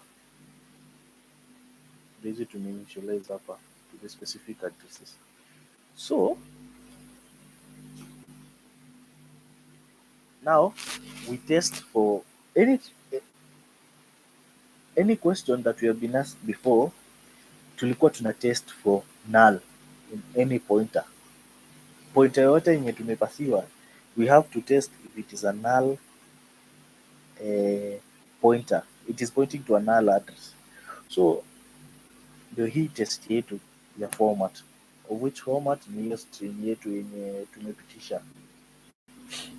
So if it is not null, ita go ahead kupass through the loop while checking if the index yenye inaangalia kama ni null character. So first time itakuwa index 0. So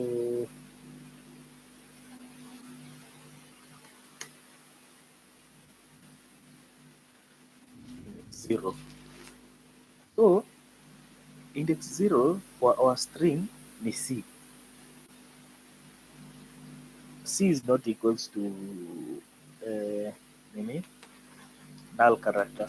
So itaingia kwa switch statement, itaanguka hapa kwa hii case. So ikianguka kwa hii case, itaprint the first argument. Bravin dogo Aha, hapo kwa switch, aha. alafu kuna format, alafu uko in brackets hiyo count hiyo. Yeah. Uji explain hiyo.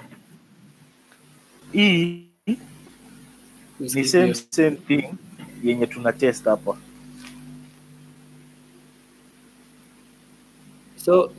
So hiyo ni for example itaenda format index 0, si ndio?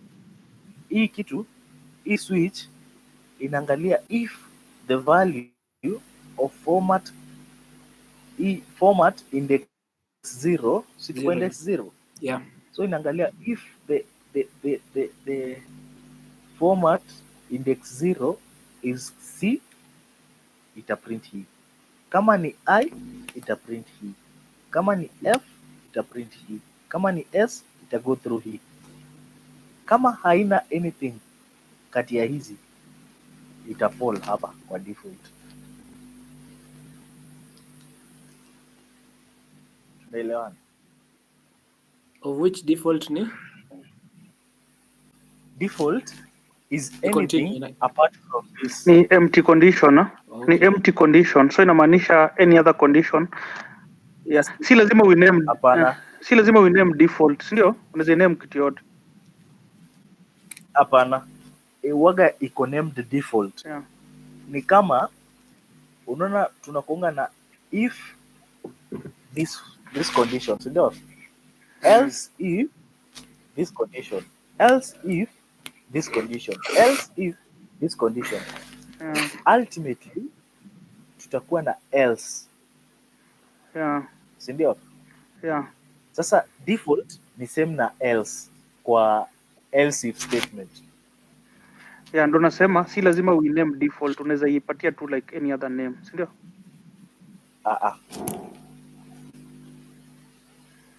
Okay. Default Mtu ndio amesema ni sasa keyword. Standard name. On the keyword. Ni keyword ya switch statement. Okay. Okay. So unaona hata iko colored differently. Acha nikupeleke nyuma kidogo. Umesema default ni kama else. So inamaanisha case, in other words unaweza sema ni if format is C, print F. Si ndio? Ni kitu kama hiyo. Case ni kitu kama hiyo. If case is sasa tukiingia kwa if compare hii na if, itakuwa statement kama hii. If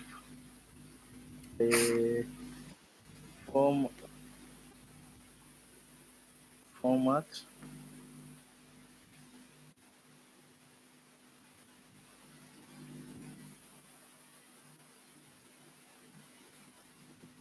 I think nikienda chini ya mta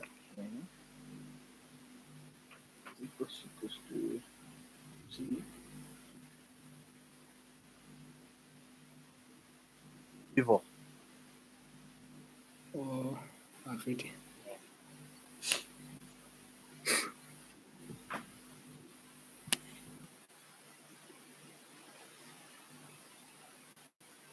Kuna swali lingine?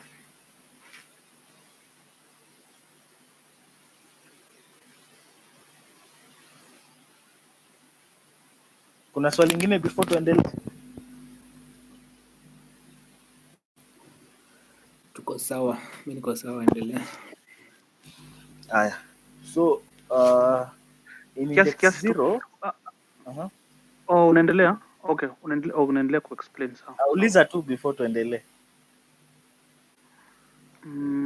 Hapo umesema format index of counter +1 is equals to null, print comma. So najaribu kuangalia while format counter +1. So hii basically inamaanisha before we reach the last the last index. Index ndio tuko na three indexes. Yeah. Kwa format tuko na 3 indexes, ndio? Nimeget. So index. nimepata. So every time una print hiyo whatever thing, the next thing ni una print comma. Yeah, I've gotten So it. before ufikie null character, kama umeona null character ndio hiyo hapo mbele, usiprint hiyo comma kwa sababu inamaanisha that's the last entry. Yeah. Yeah. Nice.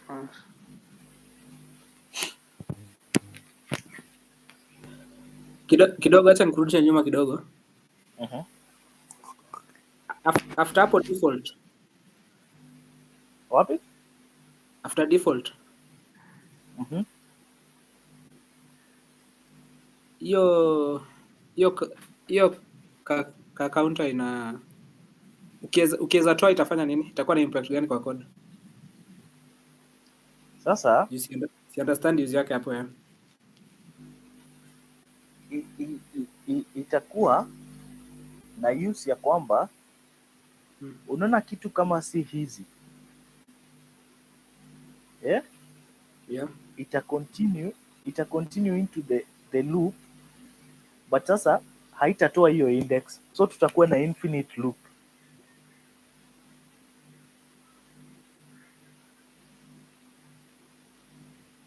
Unanielewa? Sijaelewa hapo. Acha nimshow kiasi. Hapa tuna increment counter mara mbili. Kuna hii hapa down, hii after the while loop. Kuna hii hapa car counter plus. Alafu kuna hii after default. So kwa hiyo string yenye iko ndani ya format, sio CE, kama unaweza nini screen tu nimuonyeshe hiyo kitu ya CI whatever. So unaona vitu zenye tuna check ni hizi hapa hivi CEIS, right? Yeah. Hizi ndio tuna check. Na cases zenye tuko nazo hapa zenye ni possible kuprint ni CIFS. So there's a possibility the string that will be passed in to the function haitakuwa any of this. So what do we want to do? We want function yetu move to the next one. For example, kama hii umeona sio part of the cases, sio part of CIFS, it's not part of it. But kuna zingine mbele yake. Kuna zingine mbele yake. So tunataka hiyo sasa ni else. If it's not among this one, the else ni default. So what do we do? Tusonge mbele ya hiyo. Let's move to the next index. So to move kwa hii I. So tukienda kwa hii I, tutapata I ni case number 2. So tutaprint hii case number 2, then we will tutakuja hapa mwisho. Now we will move to the next one using sasa kama kuna case ignore hizi cases zingine zote. Like for example, sababu hapa hii it's not among of these cases, it will ignore all of them. I mean, it's not among all of these cases, it ignore all of them, alafu iende kwa default. Ifanye kenye hapa kuna ndani ya default iko. Default inasema nini? Move to the next one. Okay. Kwa sababu kuna hii I itakuja itaprint hii I alafu ignore everything else. Ikuje iende hapa kwa hii while loop hapa chini hii. Iprint comma alafu iende chini, increment the counter. What will that do? It will move onto the next index, which is S. Umeget? Yeah. Bado hujafikia, hujajibu hiyo swali by the way. Enye hii counter kenye inafanya? Hii counter, I think when you explain ni counter ya the while loop. Hapana, hii counter ina increment si kuna counter mbili. Tuanzie hapo kwanza. Si kuna counter mbili. Kuna ya while loop na kuna ya switch. Yeah. So I thought ya while loop ndio na so Unaona hii character counter? Yeah?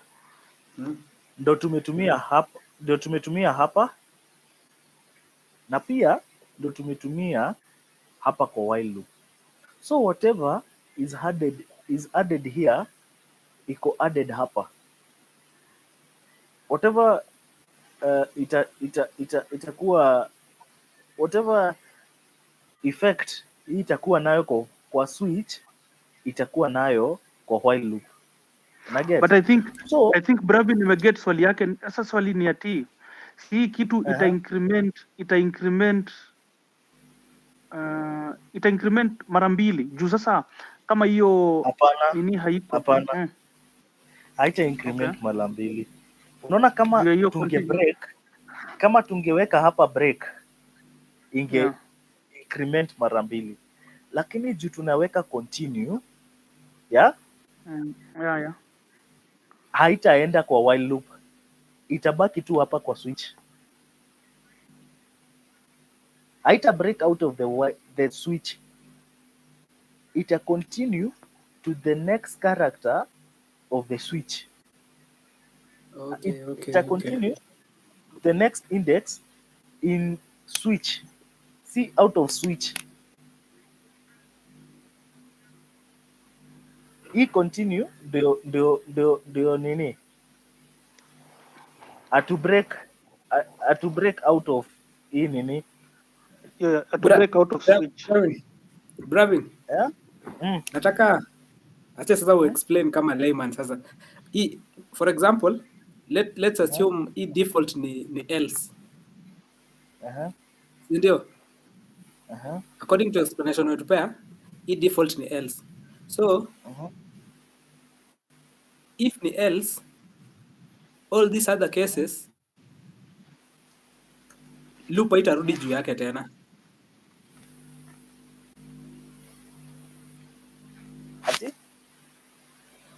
As in sasa mimi nilifikiria kama hii default sasa for example ni in our case in quotes ni else. Nimekuelewa. Sasa actually I was explaining a different thing. Hii switch si loop. Sawa? Yep. Break kitu inafanya kwa switch ni ku break out of switch iendelee na code, si ndio? Yep. But continue in switch inaachia hapo code in switch, ina break out of switch, inarudi kwa loop juu, haiendelee na loop, inarudi kwa loop juu. Ndio tunasema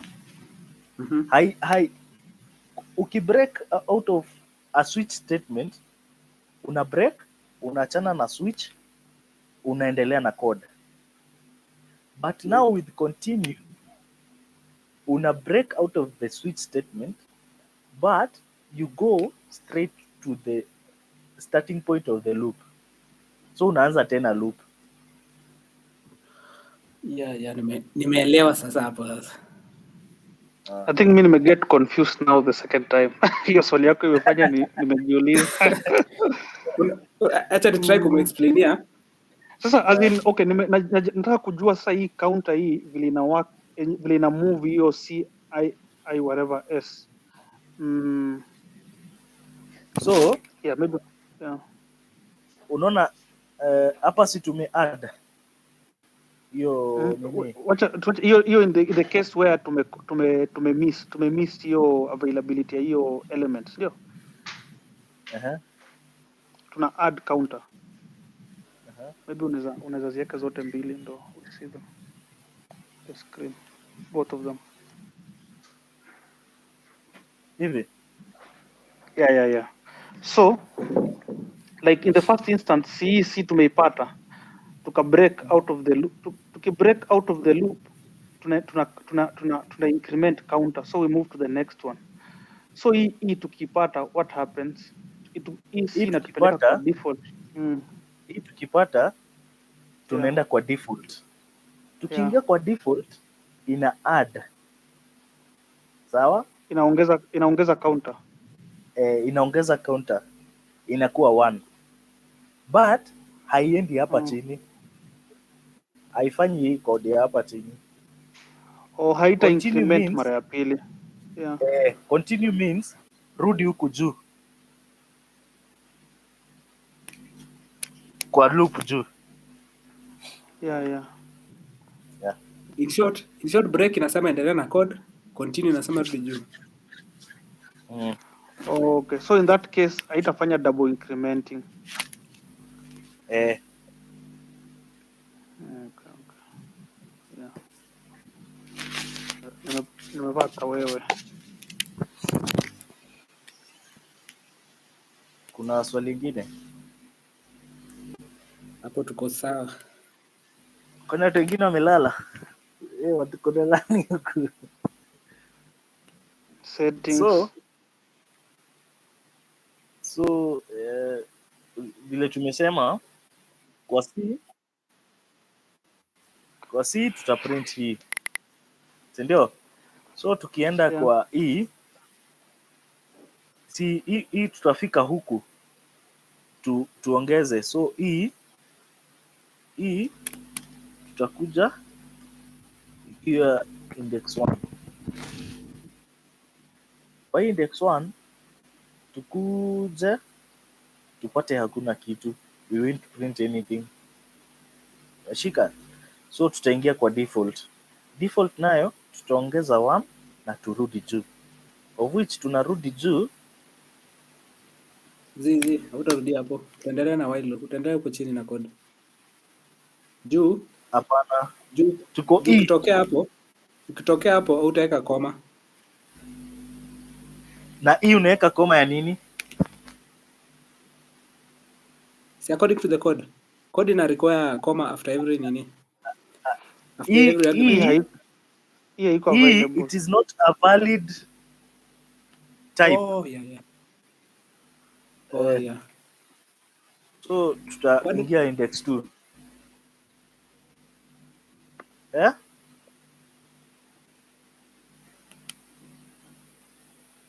C3 ni int. Unasema kwa nini? Kama sijaona swali vizuri. I thought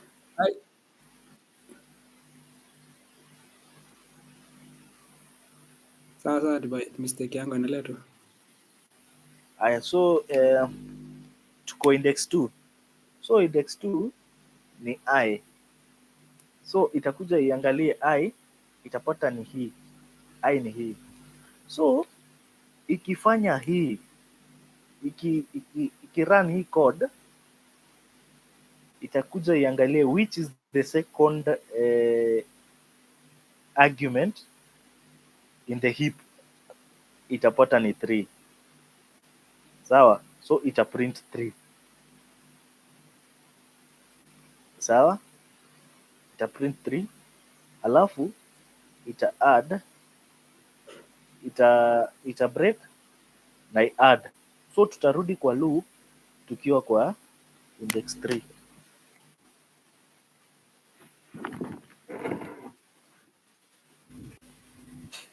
Index 3 nayo iko na S. Itaingia kwa loop, iswitch, iende ipate S ndio string. Ita run hii, of which ikiangalia kwa nini, we have run this thing for 3 times sahi. So itaenda kwa heap, iangalie which is the third in the list of the heap, ipate ni hii.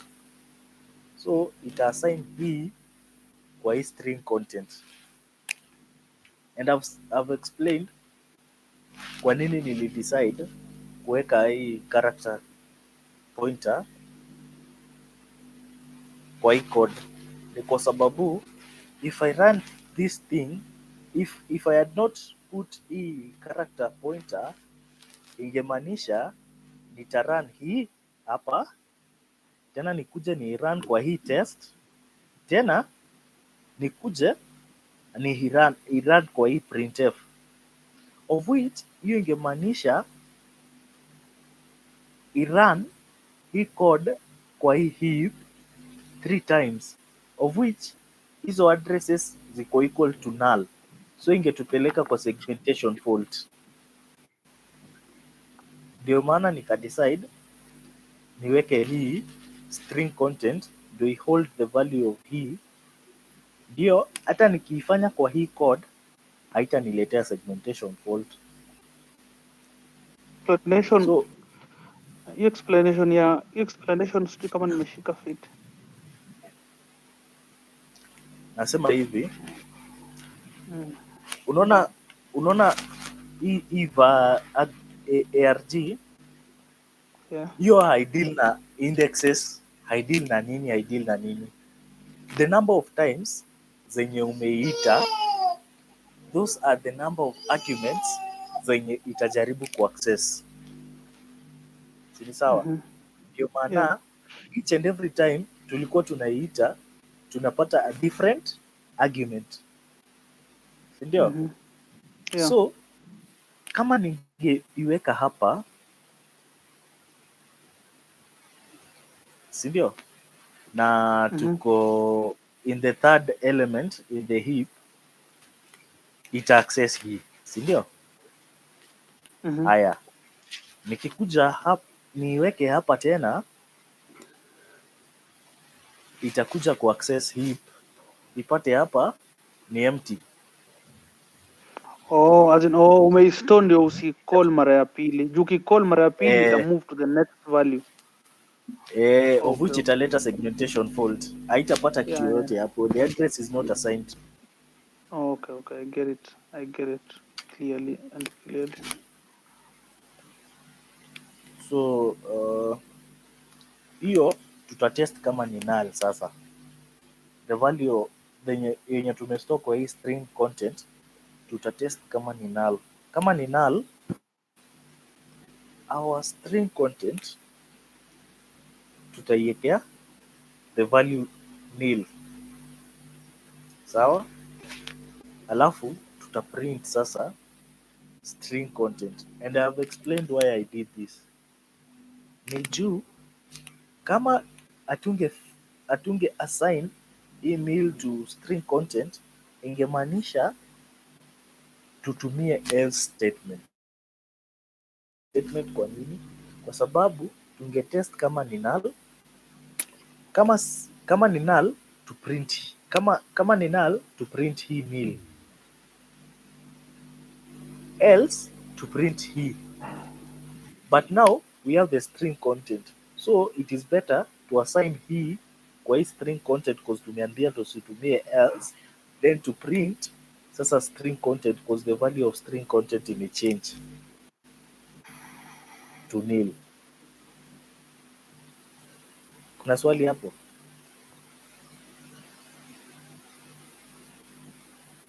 Mimi niko sawa. I think nimemaliza, isipokuwa tu hapa var end ni macro yenye inanyang'anya any argument list the allocated resources.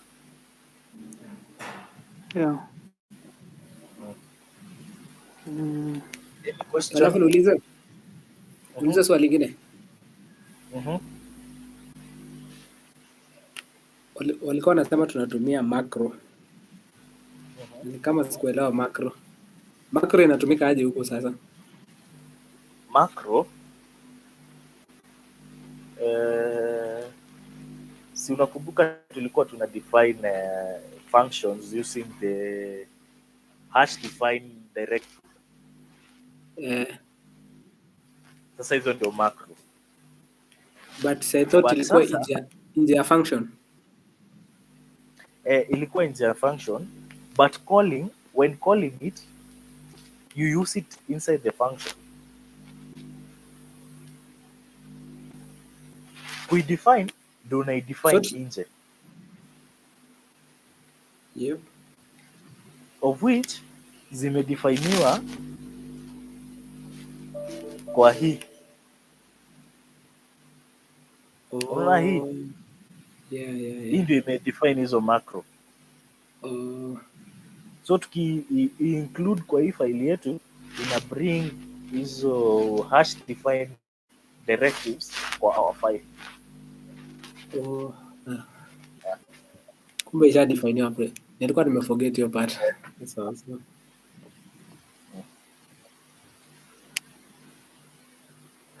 Nice. Mother, thanks bana. Kuna code ya kijana fulani hapa nilikuwa imeni stress. Kumbe hata kijana inaweza kuwa alicopy hiyo code. Na ilikuwa imeni stress, jamaa ametumia structures, ametengeneza code mrefu. Nilijaribu kushare hapa, ikan confuse vibaya sana. Haya. So maybe sasa favor unaweza tu nifanyia ni ati maybe unaweza share hii code maybe kama unaweza share link ya GitHub, alafu pia ile tutorial ulikuwa umedai uko nayo, ile tutorial ya kuexplain history ya int, juu nimeipatana nayo mara kadhaa to be honest. Sawa. At int gani George? Story gani ya int? Unaona hapa kwa hii case ya kwanza hapa ameweka percentage C alafu akaweka VA argument alafu ni int. Ana print hii character akitumia int. Ukiweka character itakataa. So kulikuwa na tutorial fulani alikuwa amesema kuna mtu alikuwa ameexplain. Yeah.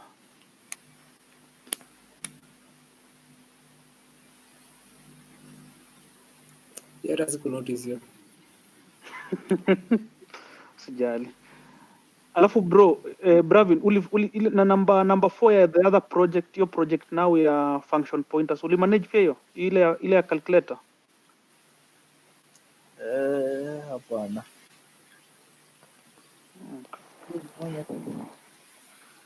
Sidhani kama nilifanya. Yeah.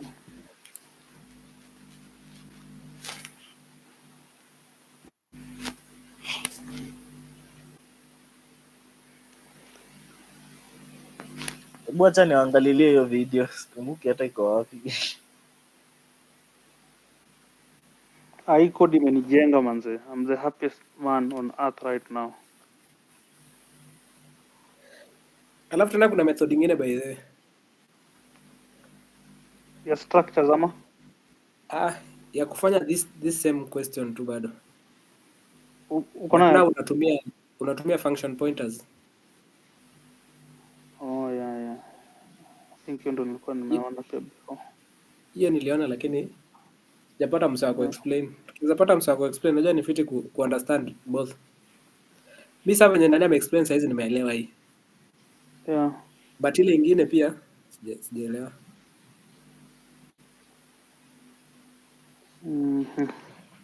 Yeah. Alafu mbona sasa hajatufunza switch statement so far, na nimeiona nimeona ma solutions kadhaa zenye zimeitumia.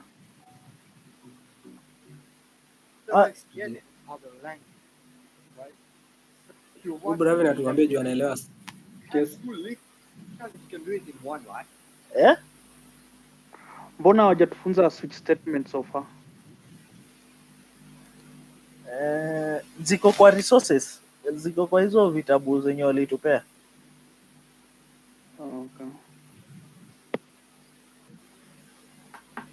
Nime notice awase wa LX hawafunzi vitu mob, yani ni kuguzia tu uenda ujishughulikie huko. Sasa tukiwategemea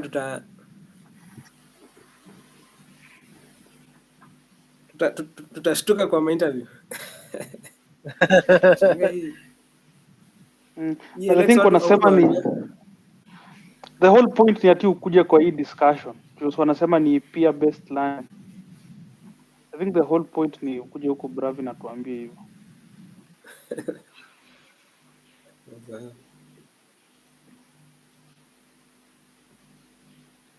Bravin.